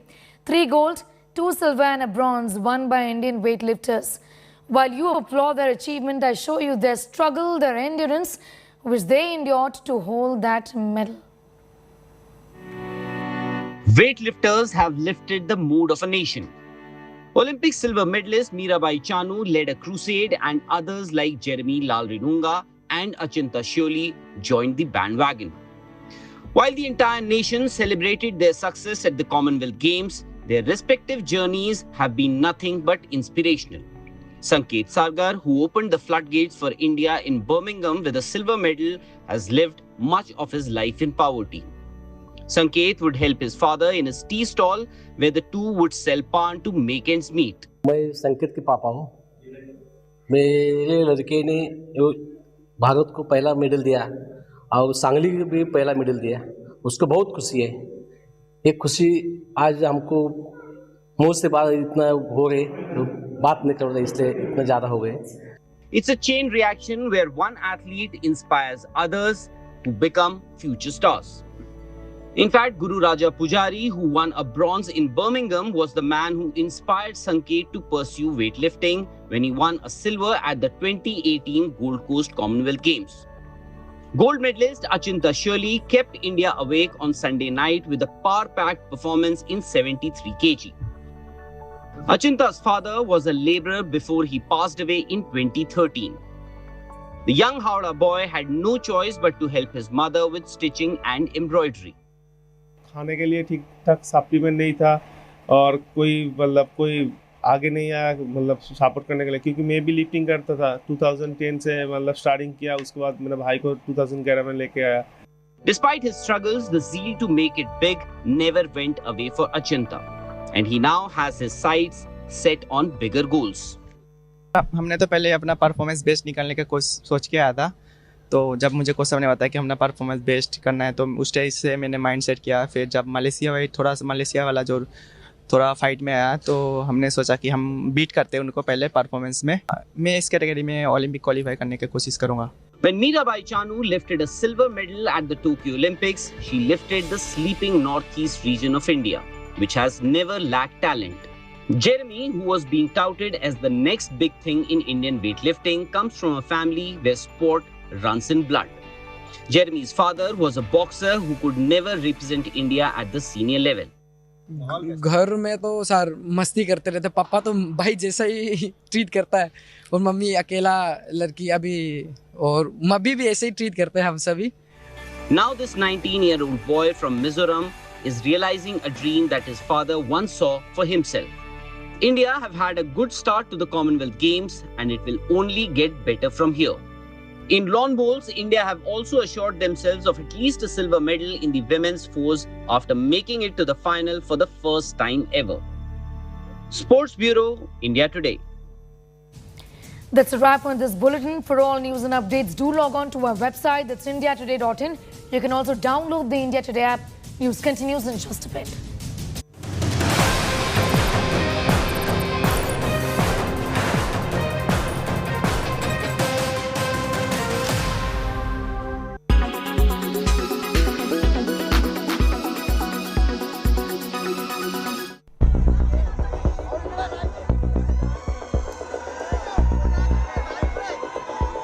Shiv Sena MP Sanjay Raut's dramatic midnight arrest. After 2 marathon rounds of grilling and raids in the Patra Chaul land scam case. Sena MP had hugged his mother before being taken away by ED officials. Shiv Sena को कमजोर करने के लिए, लेकिन शिवसेना कमजोर नहीं होगी, महाराष्ट्र कमजोर नहीं होगा. दूसरी बात, संजय राउत झुकेगा नहीं, ना पार्टी छोड़ेगा, ना शिवसेना छोड़ेगा. On Monday, ED took Raut for medical checkup at JJ Hospital before seeking his custody in court for tampering with evidence and dodging summons. Raut's defense in court included his heart condition. The Sena MP also called cases against him as baseless, claiming no role in land scam and laundering.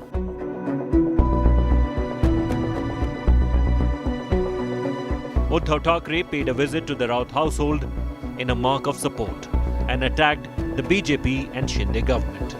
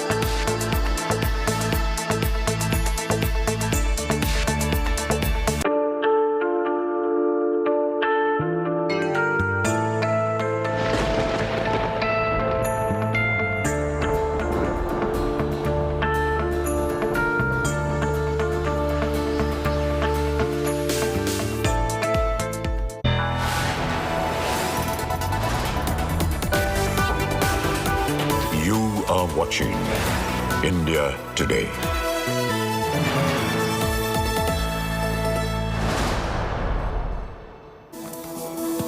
Hi there, good morning. You're watching India Today TV. I'm Sneha Mordani. Let's get you the headlines in this edition.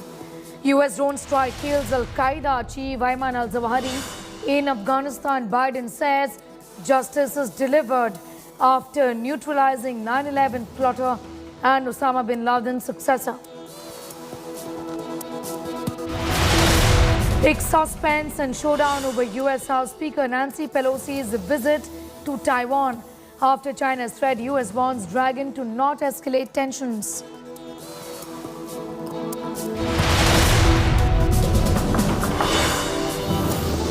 Housing scam singes Sanjay Raut. India Today accesses exclusive details of the ED probe. Over 1 crore cash to Raut under a lens. Agency claims Raut and wife were direct beneficiaries.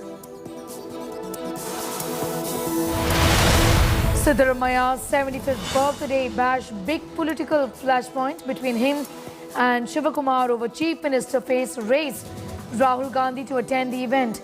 Grand preparations are underway. Kerala battles monsoon fury, red alert in 7 Kerala districts. Incessant rains, prediction till Thursday, floods, landslides in several areas. A red alert, state under very major caution. Chief Minister has said that everybody who's living under dangerous circumstances close to the rivers and close to hilly regions should vacate as soon as possible. Guys. Congress attacks Modi government over Lal Singh Chadda, backs Amir Khan over boycott trend. Priyanka Kharge says India has become intolerant.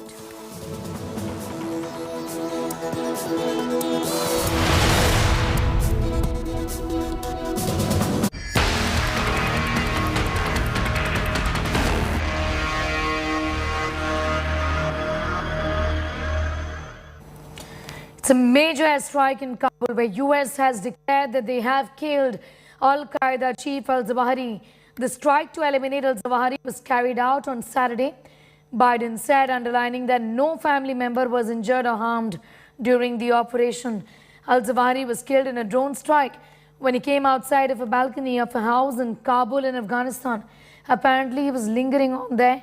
As US intelligence had noted, he often did. He was a plotter, a member of the 9/11 attack and the key ideologue behind the global terror network for decades. The Al-Qaeda leader was killed in the Shipur neighborhood of Kabul, walking distance away from the US Embassy complex. Biden and top leadership of America have hailed the airstrike, calling it justice for victims killed in the 9/11 attack.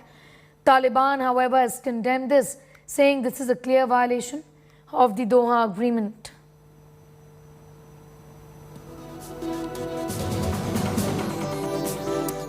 On Saturday, at my direction, the United States successfully concluded an airstrike in Kabul, Afghanistan that killed the Amir of Al-Qaeda, Ayman al-Zawahiri. You know, Zawahiri was bin Laden's leader. He was with him the whole time. He was his number 2 man, his deputy at the time the terrorist attack of 9/11. He was deeply involved in the planning of 9/11. One of the most responsible for the attacks that murdered 2,977 people on American soil. For decades, he was the mastermind behind attacks against Americans, including the bombing of the USS Cole in 2000, which killed 17 American sailors and wounded dozens more. He played a key role in the bombing of U.S. embassies in Kenya and Tanzania, killing 224 and wounding over 4,500 others. Justice has been delivered, and this terrorist leader is no more. People around the world no longer need to fear the vicious and determined killer.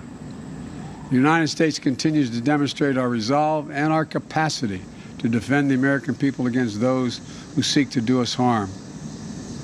You know, we make it clear again tonight that no matter how long it takes, no matter where you hide, if you are a threat to our people, the United States will find you and take you out. Announcement made by US President Joseph Biden talking about how if you are a threat to our people, the US will find you and take you out. Here's what he said. Al-Qaeda leader Ayman al-Zawahiri has been killed in an airstrike. This was a drone strike, remember, in Kabul.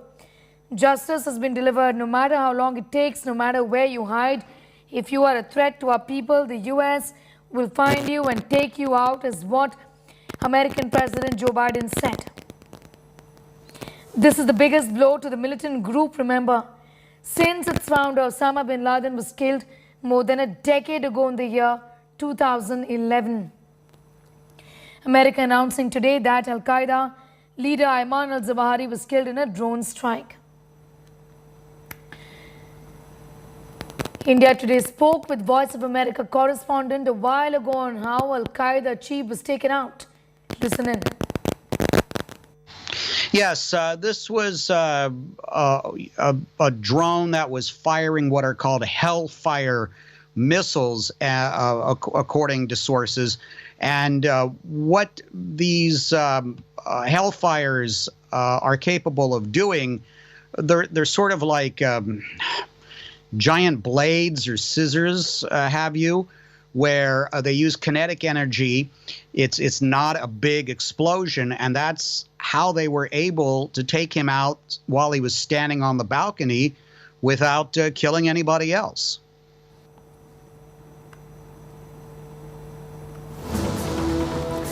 Quas Mofak, senior Afghan journalists, are now joining us. Thank you so much for your time.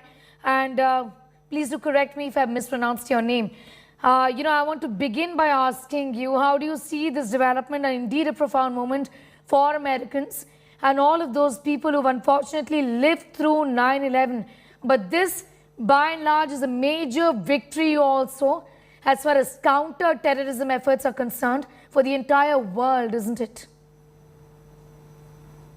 First of all, with respect to you and all of your viewers, yeah, it's a big achievement by the United States of America that they killed Ayman al-Zawahiri, but the shocking news is that he have been killed in Kabul, which is center of Afghanistan, and even 2 kilometers far from the all embassies and VIP area of the Kabul, which is just 2.5 kilometers from the Kabul International Airport, which is the safest area of Kabul all the time, even during the last 20 years.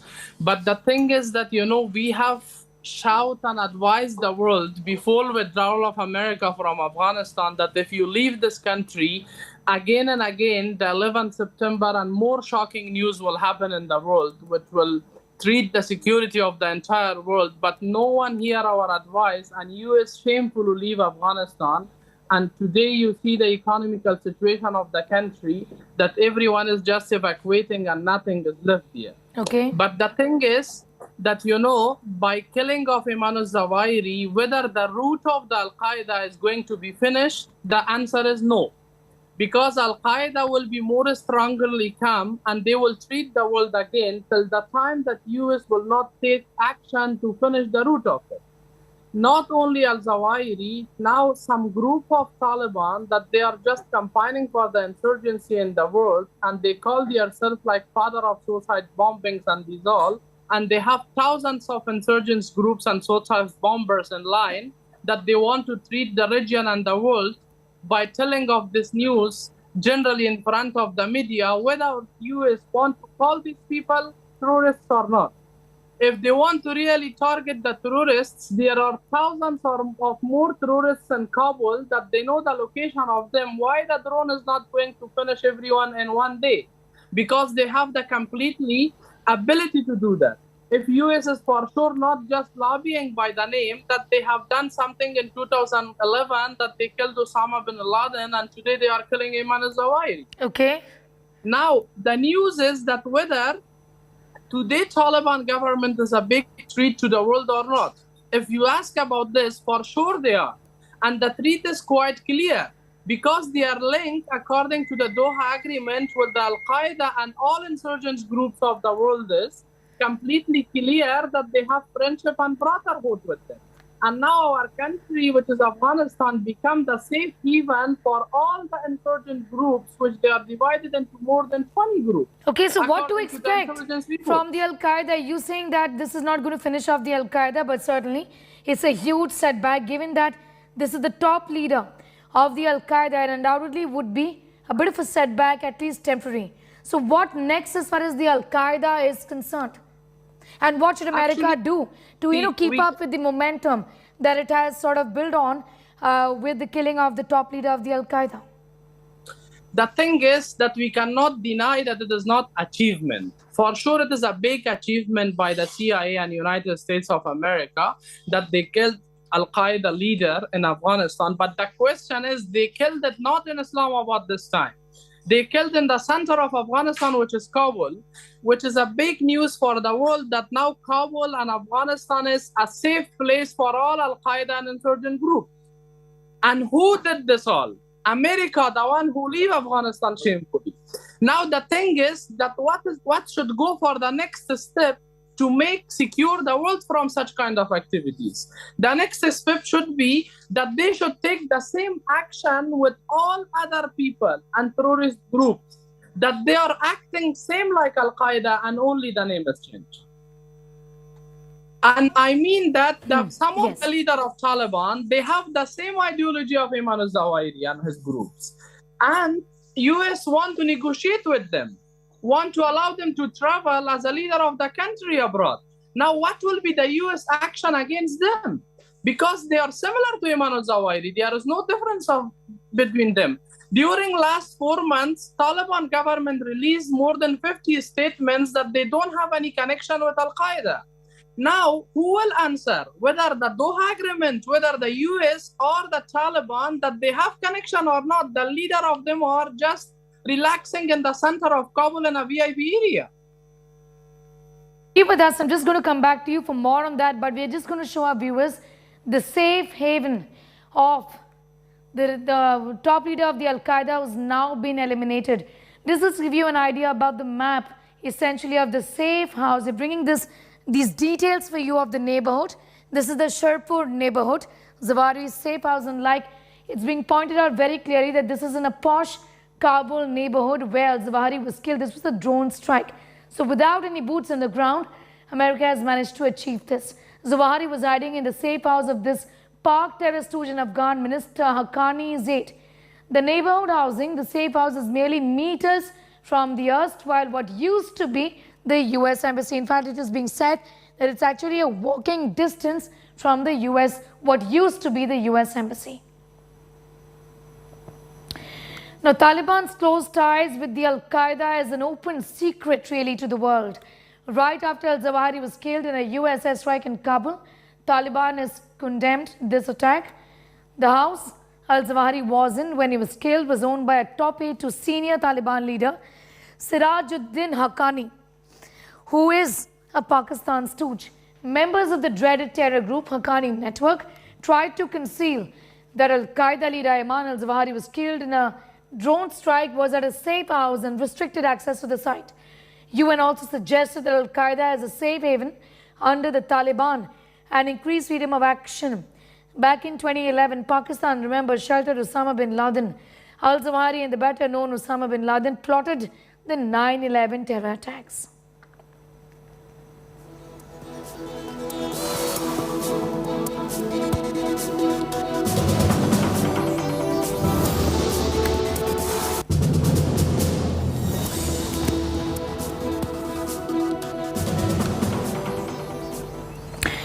Al-Qaeda chief al-Zawahiri took a keen interest of the terror group's expansion in India as well through Al-Qaeda and Indian subcontinent offshoot. Zawahiri had earlier waded into the Karnataka controversy on the hijab. Zawahiri had released a video in April focusing on the hijab controversy raging in campuses in Karnataka, which he claims had exposed the reality of true India, of Hindu India and the deception of democracy. He also hailed activist Muskan backing a stand for rights of hijab. Zawahiri called Muskan a sister, saying he wrote a poem praising her courage. The dreaded terrorist said he was made aware of Muskan's actions through social media. He has accused the government of allegedly mistreating Muslims living in India, asking Muslims in India to react.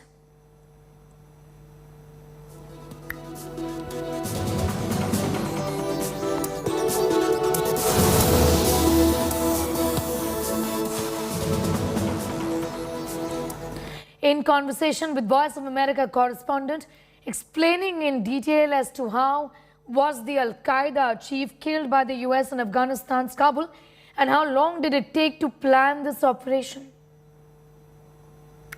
Well, America may not have boots on the ground, but it still definitely has agents, probably nationals of Afghanistan that are on the ground working with the U.S. intelligence agency, as well as eyes in the sky.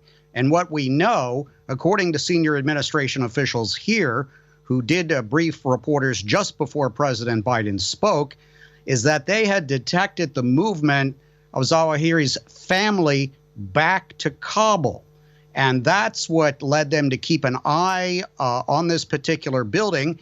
And then they started to notice this man standing on the balcony a lot, very similar to what we saw with Osama bin Laden in Abbottabad, where he essentially exposed himself to American surveillance.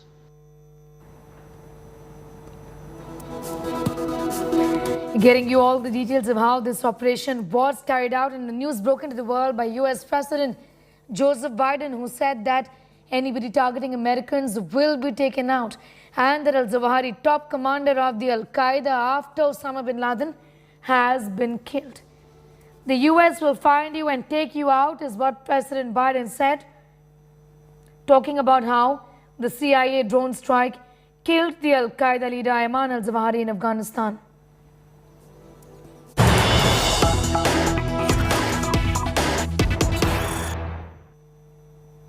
Some news just coming in, and this is from across the border in Pakistan. Show cause notice has been issued to Imran Khan's party, the PTI. The Pakistan Election Commission says Imran Khan party received prohibited funds.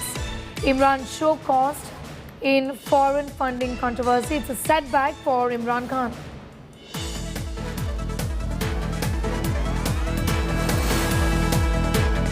Setback for former Pakistan Prime Minister Imran Khan, who show caused in the foreign funding controversy.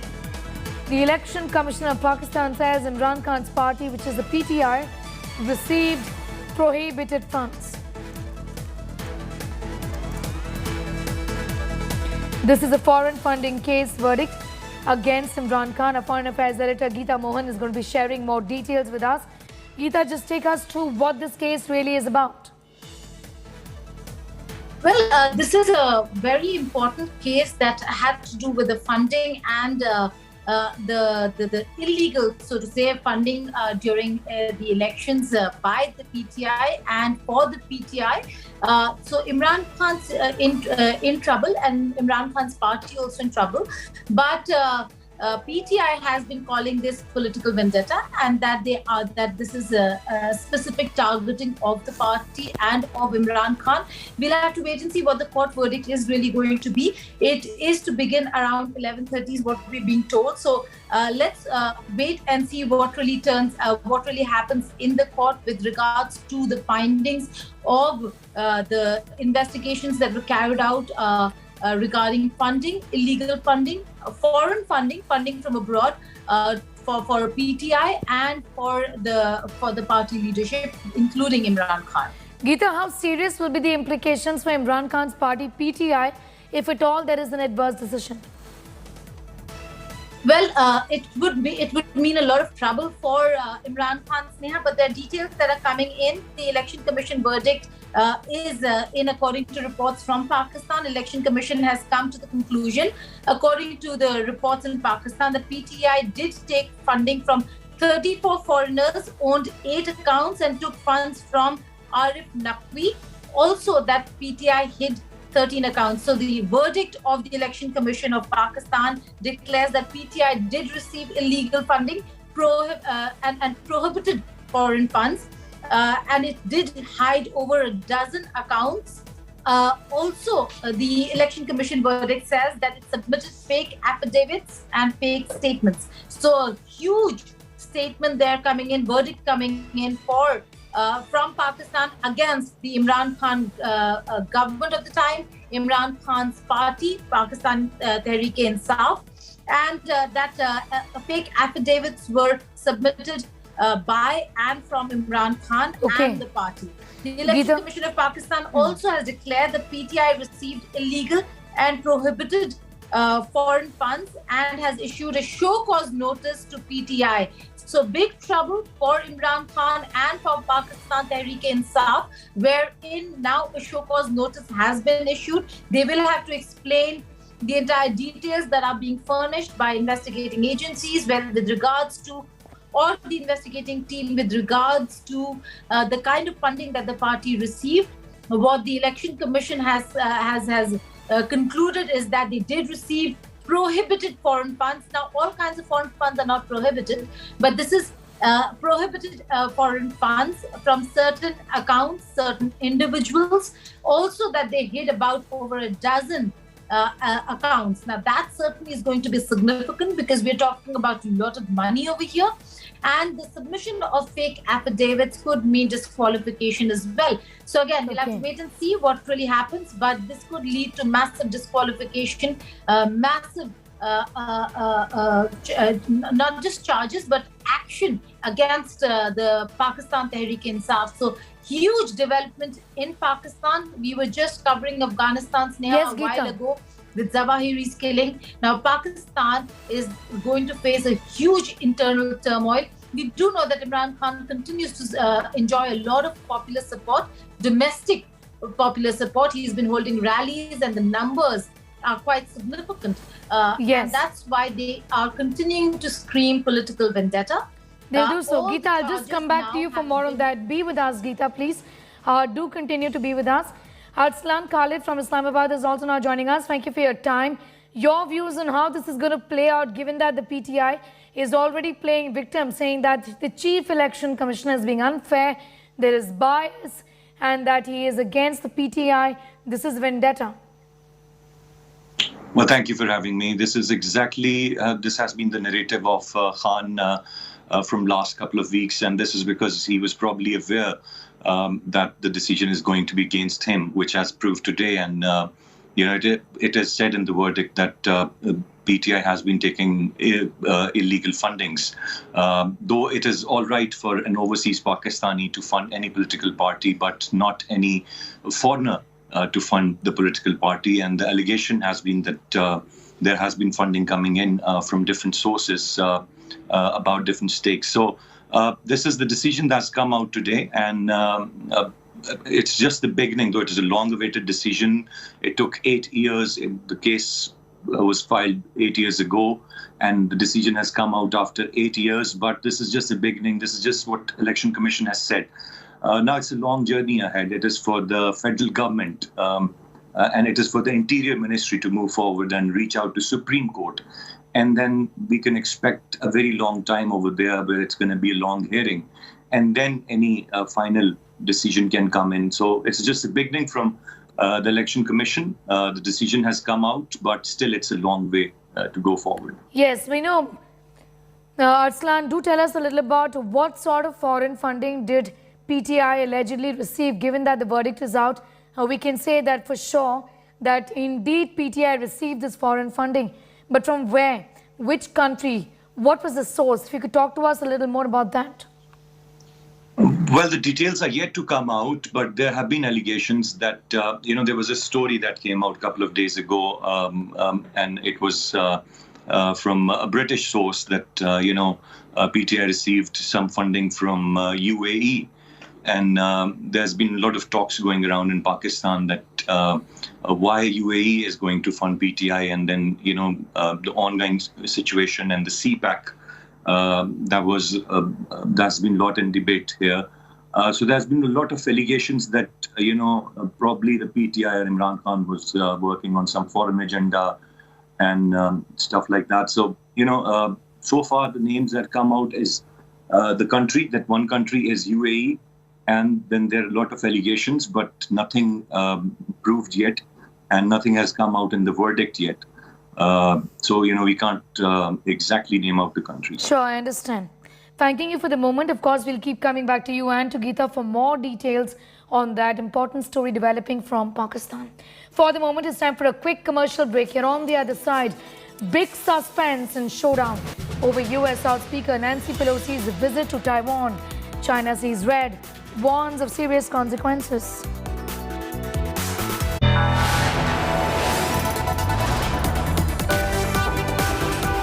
You are watching India Today.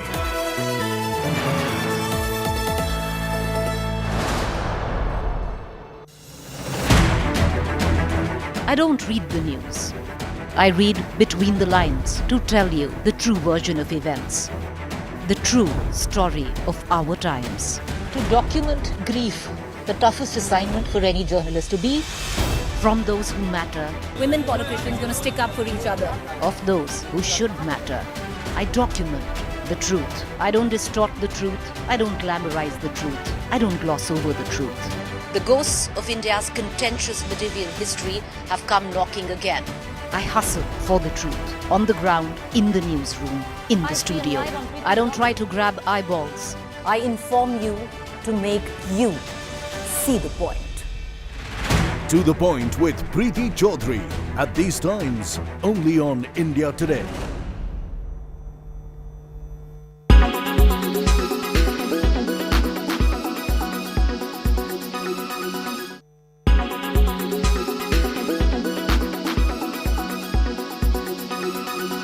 Make your media plan smarter with India Today Live TV on your connected devices. Kerala's public health. All political parties traveling from different parts. Armed with facts, Looking at political back. she takes the news by its horns. Do you think the future of these students are not hampered? Fierce, bold, and direct, setting the tone for the biggest stories from every corner and every angle. Expect nothing but the unfiltered truth. News first, niceties later. Watch me, Nabila Jamal, on India Today. You are watching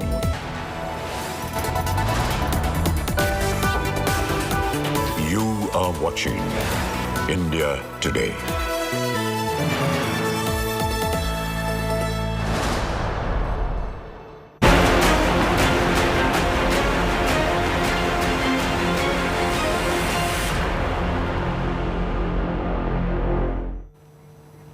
In a massive show of strength, China is going to be holding military exercises in South China Sea from this morning to Thursday evening in retaliation to US Speaker Nancy Pelosi's proposed visit to Taiwan. China has banned the entry of other international traffic in the South China Sea for this period. China has also held military drills in Taiwan Strait. Pelosi, a known critic of Chinese Communist Party, is visiting Singapore, Malaysia, South Korea and Japan, but may make an impromptu landing in the island nation. US Secretary of State Antony Blinken has called on China not to escalate tensions in the event of a visit. China has issued a stern warning saying, "Don't say we did not warn you," and claimed that its military would never sit idly if Pelosi were to visit the island. Previous speakers visited Taiwan. Many members of Congress go to Taiwan, including this year. And so if the speaker does decide to visit and China tries to create some kind of crisis or otherwise escalate tensions, that would be entirely on Beijing. We are looking for them, in the event she decides to visit, to act responsibly and not to engage in any escalation. We have been clear from the very beginning that she will make her own decisions and that Congress is an independent branch of government. Our Constitution embeds a separation of powers. This is well known to the PRC, given our more than 4 decades of diplomatic relations. The Speaker has the right to visit Taiwan, and the Speaker of the House has visited Taiwan before without incident, as have many members of Congress, including this year. The world has seen the United States government be very clear that nothing has changed about our One China policy, which is, of course, guided by the Taiwan Relations Act, the 3 joint US-PRC communiques, and the 6 assurances. My colleague Akshita Nandgopal spoke to senior journalist William Yang, who joined in from Taipei, Taiwan, regarding Pelosi's proposed visit. Listen in. So it doesn't matter whether she is visiting or not, unless China is really going to increase or step up and escalate the level of their responses. Taiwanese people basically are not too concerned about how China is going to respond. And as most of the experts have already put it out there, it is not also in Beijing's interest to actually get into a full-blown security conflict with China, with the US. I think it's just like Ukraine or Russia's neighboring countries have been living under the constant threat. It's pretty much the same for Taiwan over the last few decades. It has never stopped, and China has actually increased the frequency of these kind of military deployment and intimidation campaign over the last few years. So really, unless Beijing is ready to risk all the other possibilities and engage in an escalated confrontation, Taiwanese people will remain relatively calm and just wait and see how Beijing respond to Pelosi's visit. But the one thing that the international community should also pay attention to is the non-military intimidation campaigns, because news has actually just came in that China's custom has suspended the import of more than 100 Taiwanese companies' food and agricultural import just this morning. So economic sanctions or economic retaliation is another very effective way for China to punish Taiwan in the light of Pelosi's possible visit. Let's get you more details of the China-Taiwan face-off. What really is this dispute? Haven against persecution since the 17th century. Taiwan, remember, ceded to Japan during the First Sino-Japanese War. Taiwan surrendered back to China after World War II. The Chinese government pushed to flee to Taiwan by Mao. Both factions claim to be the real China. Taiwan transitioned into democracy. Communist China continues to claim Taiwan. The world is, in fact, rather worried over Chinese threat. The latest showdown is over U.S. House of Representatives Speaker Nancy Pelosi's proposed visit to Taiwan. With Beijing warning Washington of serious consequences, Xi Jinping has issued a fresh threat to Joe Biden in a call on Thursday, declaring that those who play with fire will perish by it. It is a big conflict, red alert. The dragon is breathing fire, and this time at the United States. At the back of provocations over US House Speaker Nancy Pelosi's visit to Taiwan. The 2-hour and 17-minute call between Joe Biden and Xi Jinping was fraught with tension. Chinese statement quoted Xi telling Biden to tread cautiously, saying that those who play with fire will perish by it. Biden reportedly told Xi Jinping that United States strongly opposes China's unilateral efforts to change the status quo or undermine peace and stability across the Taiwan Strait. Neither the White House nor the Chinese statements mentioned Nancy Pelosi's name. President Biden underscored that the United States policy has not changed and that the United States strongly opposes unilateral efforts to change the status quo or undermine peace and stability across the Taiwan Strait. Xi Jinping 强调 Xi Jinping stressed that the historical background of the Taiwan issue is clear. The fact and reality that both sides of the strait belong to one China are clear. The 3 joint communiques between China and the US are the political commitments of both sides, and the one China principle is the political basis of the China-US relationship. We firmly opposed to the separatism of the Taiwan independence and interference of external forces, and will never leave any space for Taiwan independence forces in any form. China has carried out a series of aggressive Air Force and Navy exercises close to Taiwan amidst reports of an impending visit of US House Speaker Nancy Pelosi to Taiwan in August. China has warned the US of consequences if Nancy Pelosi visits Taiwan as part of a broader scheduled visit to Asia. China is firmly opposed to Speaker Nancy Pelosi's visit. Recently, China has made it clear to the US on many occasions that it is firmly opposed to Speaker Pelosi's visit to Taiwan. We are fully prepared. If the US insists on going its own way, China will certainly take firm and forceful measures to safeguard its national sovereignty and territorial integrity, and the United States should be held responsible for any serious consequences. Chinese fighter jets have repeatedly violated Taiwan's air defense identification zone, and ahead of Pelosi's planned visit, Chinese anti-submarine warfare aircraft, helicopters and ships carried out an exercise. The images were flashed on Chinese state television to send out a clear message to US submarines in the Taiwan Straits. If US insists on going its own way, China will take strong measures to respond and counter resolutely. US national security apparatus is understood to have held a detailed briefing for Speaker Pelosi, explaining the risks of her potential visit to Taiwan.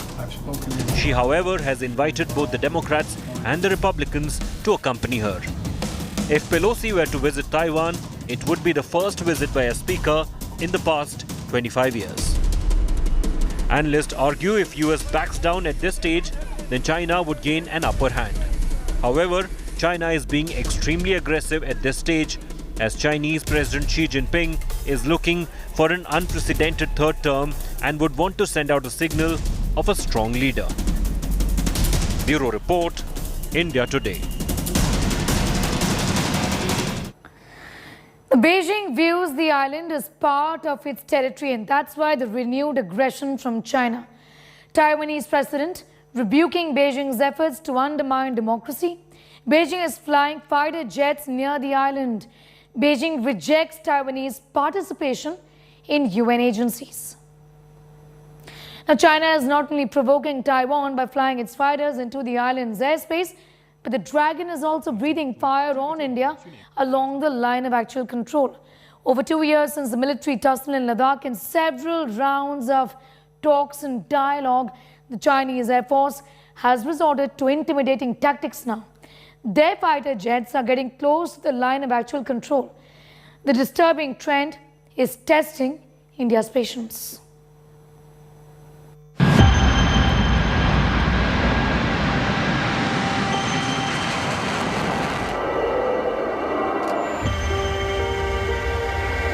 China continues to tear in Ladakh, not just on land, also in the air. Chinese fighter jets have been flying close to the line of actual control. The aggressive forays in air clearly meant to provoke and send out a signal.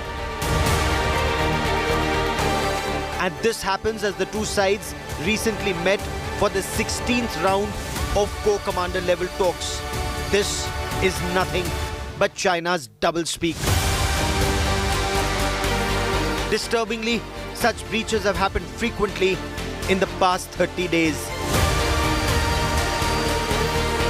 Chinese fighter jets, including the J-11s, have come close to the line of actual control, violating the 10-kilometer confidence-building measure line. The Indian Air Force has responded firmly to these violations. हमने काफ़ी radar deployment की थी वहाँ पे high altitude areas में, all along is LAC. Chinese air activity वहाँ पे बढ़ रही है, तो हमने भी हमारे radar deployments और surface to air guided weapon deployment हमने भी बढ़ा दिया वहाँ. जब भी हम देखते हैं कि कोई air violation की संभावना है या कोई उनके जहाज उनके LAC के उस पार फ्लाई कर रहे हैं, तो हमारे भी जहाज हम यहाँ से स्क्रैम्बल कराते हैं. The Chinese have been carrying out exercises close to the line of actual control. Officials say this is when their fighter aircraft have come close to the LAC. The matter was taken up by the Indian side as per the established norms with the Chinese, and they were told to prevent any such incidents in future, sources said. By deploying our air defense fighters, air defense radars, as well as the surface missiles, and enhancing the entire air defense capability in that area. With this, we are able to now get much earlier the early warning of the intruding aircrafts, and thereby launch our aircraft, that is scramble our jets, to challenge these intruding aircrafts and force them to go back to their own land. This is what is happening in the Ladakh area as of today. The Indian Air Force is keeping a close watch on Chinese air activities after these incidents. Since the summer of 2020, India and China have been locked in a military standoff in Ladakh with over 50,000 troops deployed even during the harsh winters at heights of over 15,000 feet in eastern Ladakh. There have so far been 16 rounds of co-commander level talks, but a final resolution is nowhere in sight, even though there has been a piecemeal disengagement from some friction points. With Manjeet Negi, Bureau Report, India Today. With that, it's time for a quick break. Here on the other side, Congress attacks the Modi government over Lal Singh Chadda backed Amir Khan over boycott trend. Priyanka Kharge of the Congress says India has become intolerant.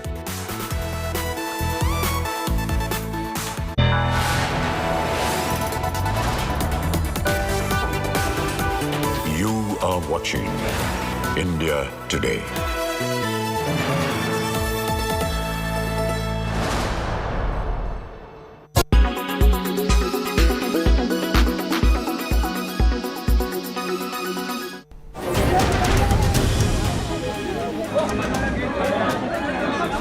His man Friday in custody. His closest and oldest aide in ED crosshairs. Sanjay Raut's arrest has hit Uddhav Thackeray hard.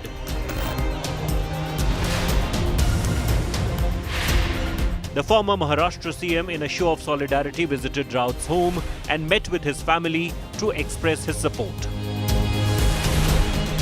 मुझे संजय राउत पर अभिमान है और बाला साहब का असली सैनिक सिर्फ वो पिक्चर देखने के लिए ठीक है, पुष्पा झुकेगा नहीं, लेकिन ये झुका नहीं. जो झुकने वाले थे वो हमाम में चले गए और झुकने वाला कभी शिवसैनिक नहीं हो सकता. Sanjay Raut has been the backbone of the Uddhav Sena, leading from the forefront and the background. The strategist and the attacker all rolled in one. Raut has been a staunch Thackeray loyalist, and it was his all-out campaign that ensured Uddhav Thackeray even became the chief minister. Many believe that even the decision to break ties with BJP and create the Maha Vikas Aghadi stemmed from Sanjay Raut. The Uddhav faction believes that it is because of his proximity to the Thackerays that Sanjay Raut is today behind bars. त्यांना फक्त शिक्षा एवढीच आहे की भारतीय Cash Mountain news break quakes the nation. Partha and Arpita Cash Kand goes super viral. There are many people connected to Partha Chatterjee. They will not be only questioned, but also they might be arrested and come in jail. Breaks and leads. Biggest cash heist story. Every twist, turn, photo and video first here. Trinamool Congress seemed to be on the back foot with huge sum of money once again. Riveting scam saga unfolds on your channel. Journo crack team led by Munish Pandey. Cash Mountain Kand. Relentless coverage. I don't read the news.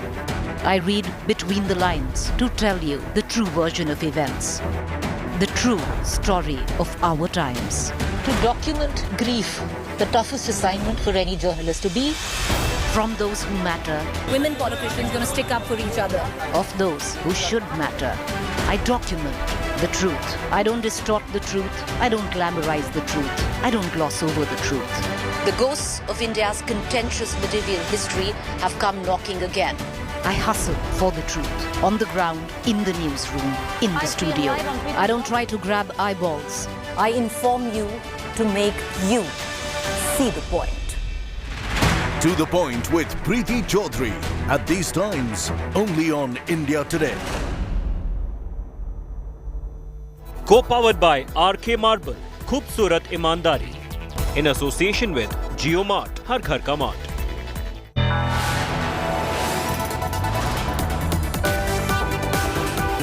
You are watching India Today.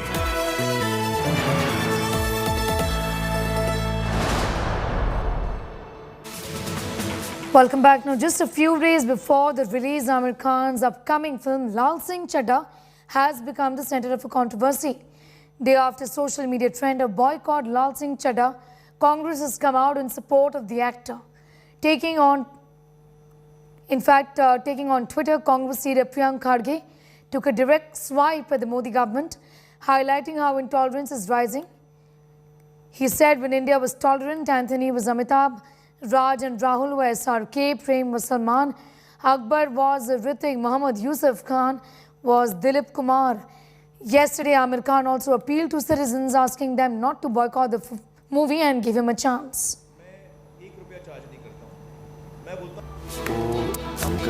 Yeah, I mean, I don't know how this environment has come about in Bollywood too. I mean, after all, they're movies. I mean, they were on celluloid, and we were a little more tolerant when Amitabh Bachchan played a Muslim character in Coolie. When he had a little accident, the entire nation prayed for him. And one of his most famous characters was that of Christian, of Anthony. Whenever you ask in the 90s, and anyone asks who is Raj and Rahul, people will say it was Shah Rukh Khan.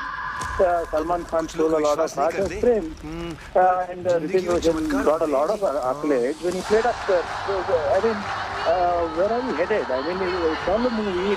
They're all part of the country. They have done well for the industry. They have done well for others too in the industry. I mean, how did they all become so famous if other people from other communities did not like them? You think Salman Khan movies crossed 100 crore only by one community watching them? Amitabh Bachchan became a star by only one community watching them? Today, the South Indian movies are making great waves across the country. Is it because only one community or only South Indians are watching them? As the party, we don't have any policy of banning or not banning or demanding films ban. You know, we are a national party. We don't take up frivolous issues like that.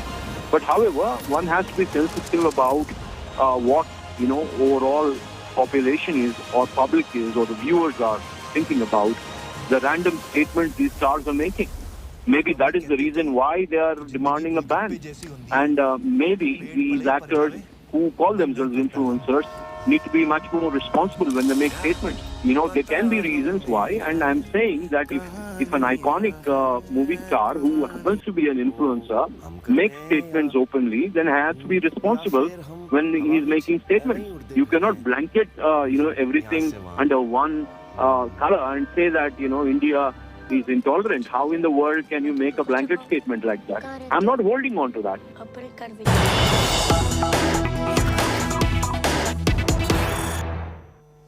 Some news just coming in. 2 fresh arrests in the BJP worker murder case after Shafiq and Zakir. 2 more people have been arrested. Remember, BJP worker Praveen was murdered in Ballari and there have been 2 arrests in this case now. 2 fresh arrests in this case now.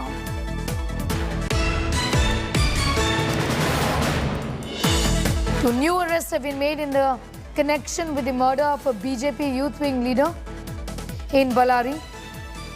Priyanka has more details on that story. Priyanka, what more can you tell us about the others accused who've now been arrested?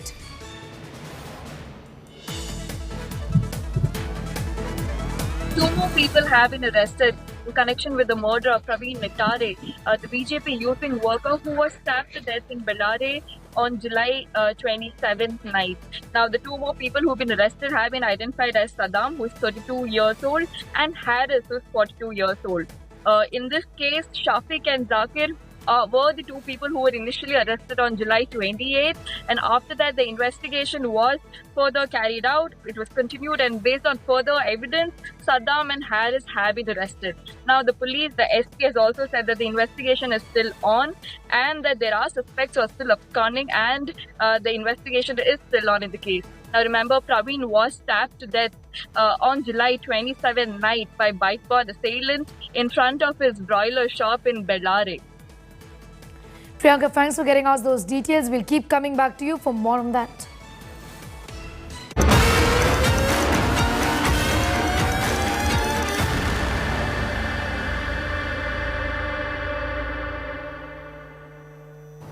Some political developments from Karnataka, where preparations are on in full swing for Siddha to mark the 75th birthday of the Congress leader Siddaramaiah on the 3rd of August. Karnataka's Davangere district is all geared up. Over 1,500 cooks have been hired, 5 lakh water bottles have been bought, 5 lakh Mysore Pak sweet packets have been made. 3 lakh people are estimated to attend this event, which is going to be used by the Congress to mobilize voters belonging to minorities, backward classes and Dalits. Ahead of the 2023 Assembly elections, Rahul Gandhi is also going to be visiting Karnataka today to hold the Political Affairs Committee meeting, and he will also take part in this Siddha. The visit comes even as the Congress in Karnataka seems to be in a bit of a fix over who then is going to be the Chief Minister face. The birthday celebrations have become a fresh political flashpoint. The two-way tussle between DK Shivakumar and Siddaramaiah for the party's next Chief Minister face has now widened. A third leader has entered the race for the Congress's Chief Minister face. Senior Congress leader Veerappa Moily is now backing Lingayat leader S.R. Patil for the Chief Minister face of the Congress. In the caste-drenched battlefield of Karnataka, Moily's words are a veritable bombshell. This comes at a time when Siddha supporters have released a song titled Next CM Siddha. It's a Siddaramaiah Amrit Mahotsava. Preparations are going on. All people from throughout the state are going to participate. And even our Congress president, former Congress president, leader Rahul Gandhi is also participating in this one day after tomorrow. So we hope it will be a great success. More than 5-6 lakh people, around 10 lakh. We expect around 10 lakh people to gather there. Moving on, 2 young men from Tamil Nadu were held for alleged terror links. An engineering student from Tamil Nadu's Ambur was arrested after several hours of quizzing by the Intelligence Bureau for alleged links to the ISIS. Mir Anas Ali is a third-year student from a private engineering college in Ambur. Police sources say that Mir was in contact with ISIS and was reportedly getting ready for a terror attack involving setting bombs in sensitive areas and murdering a VIP in Vellore to spread terror. Mir used Telegram and other secure chat platforms for communication.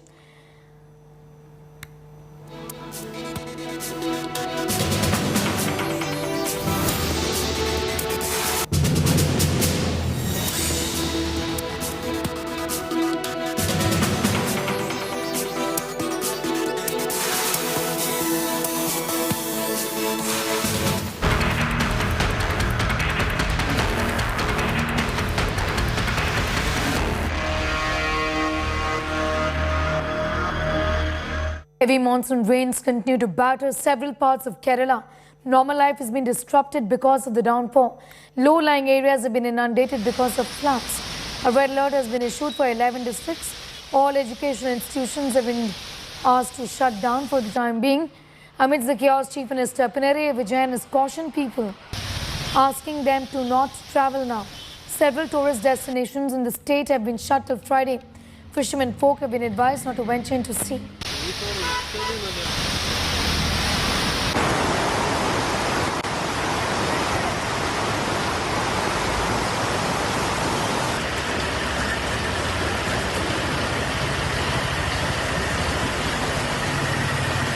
Heavy rains continue to hit Kerala as the state is on a red alert till tomorrow, and I'm right now at Pathanamthitta region, one of the majorly hit region in the state due to the heavy rains that started since Sunday.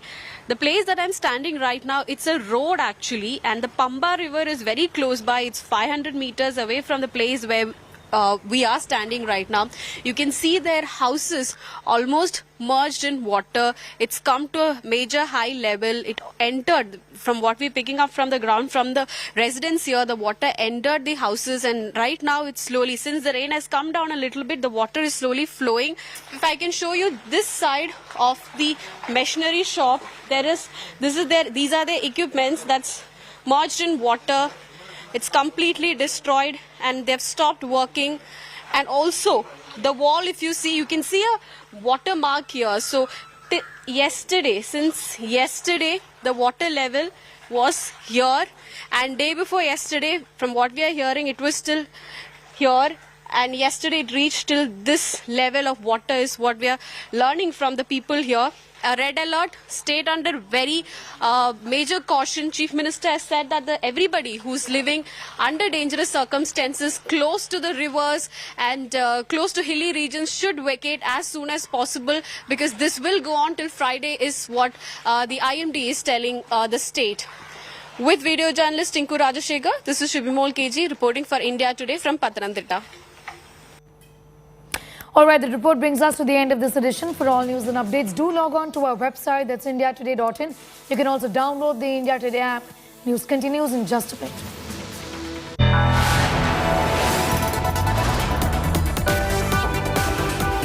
You are watching India Today.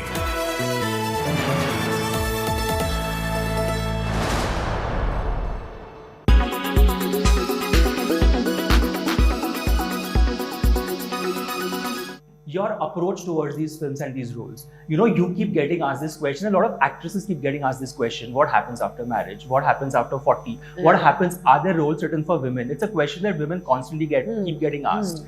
And you've also answered this in the past. But now I want to ask you, does ageism still exist? Does sexism still exist? No, I think only on social media, not actually in life.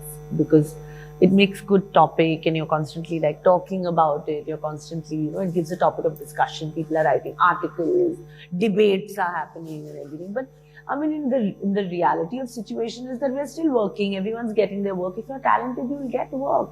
Yeah. If you're looking good, you will get work. If you're, being yourself, you'll get work. So you have to have the confidence in yourself also, And today, I think everybody is doing great work. Yeah. Age is just a number. I mean, people are doing different characters. And you're as old as you look. So I think that's what you have to go by. I mean, it makes good copy to write things and say things and all that. But I think Twitter और इन सब platform में अच्छी होती है कि ये discussion चलना कि एजिज्म, सेक्सिज्म, ये है, वो है, but your decisions should speak that. I mean, I'm still working. I worked throughout my pregnancies, and people who have a problem with it don't take me. But the fact is that I've shot with Aamir even when I was 5.5 months pregnant. Alia's still pregnant and working and continuing to work. So it's up to the person to break boundaries. You also have to kind of take and try and, take up the challenge. You mentioned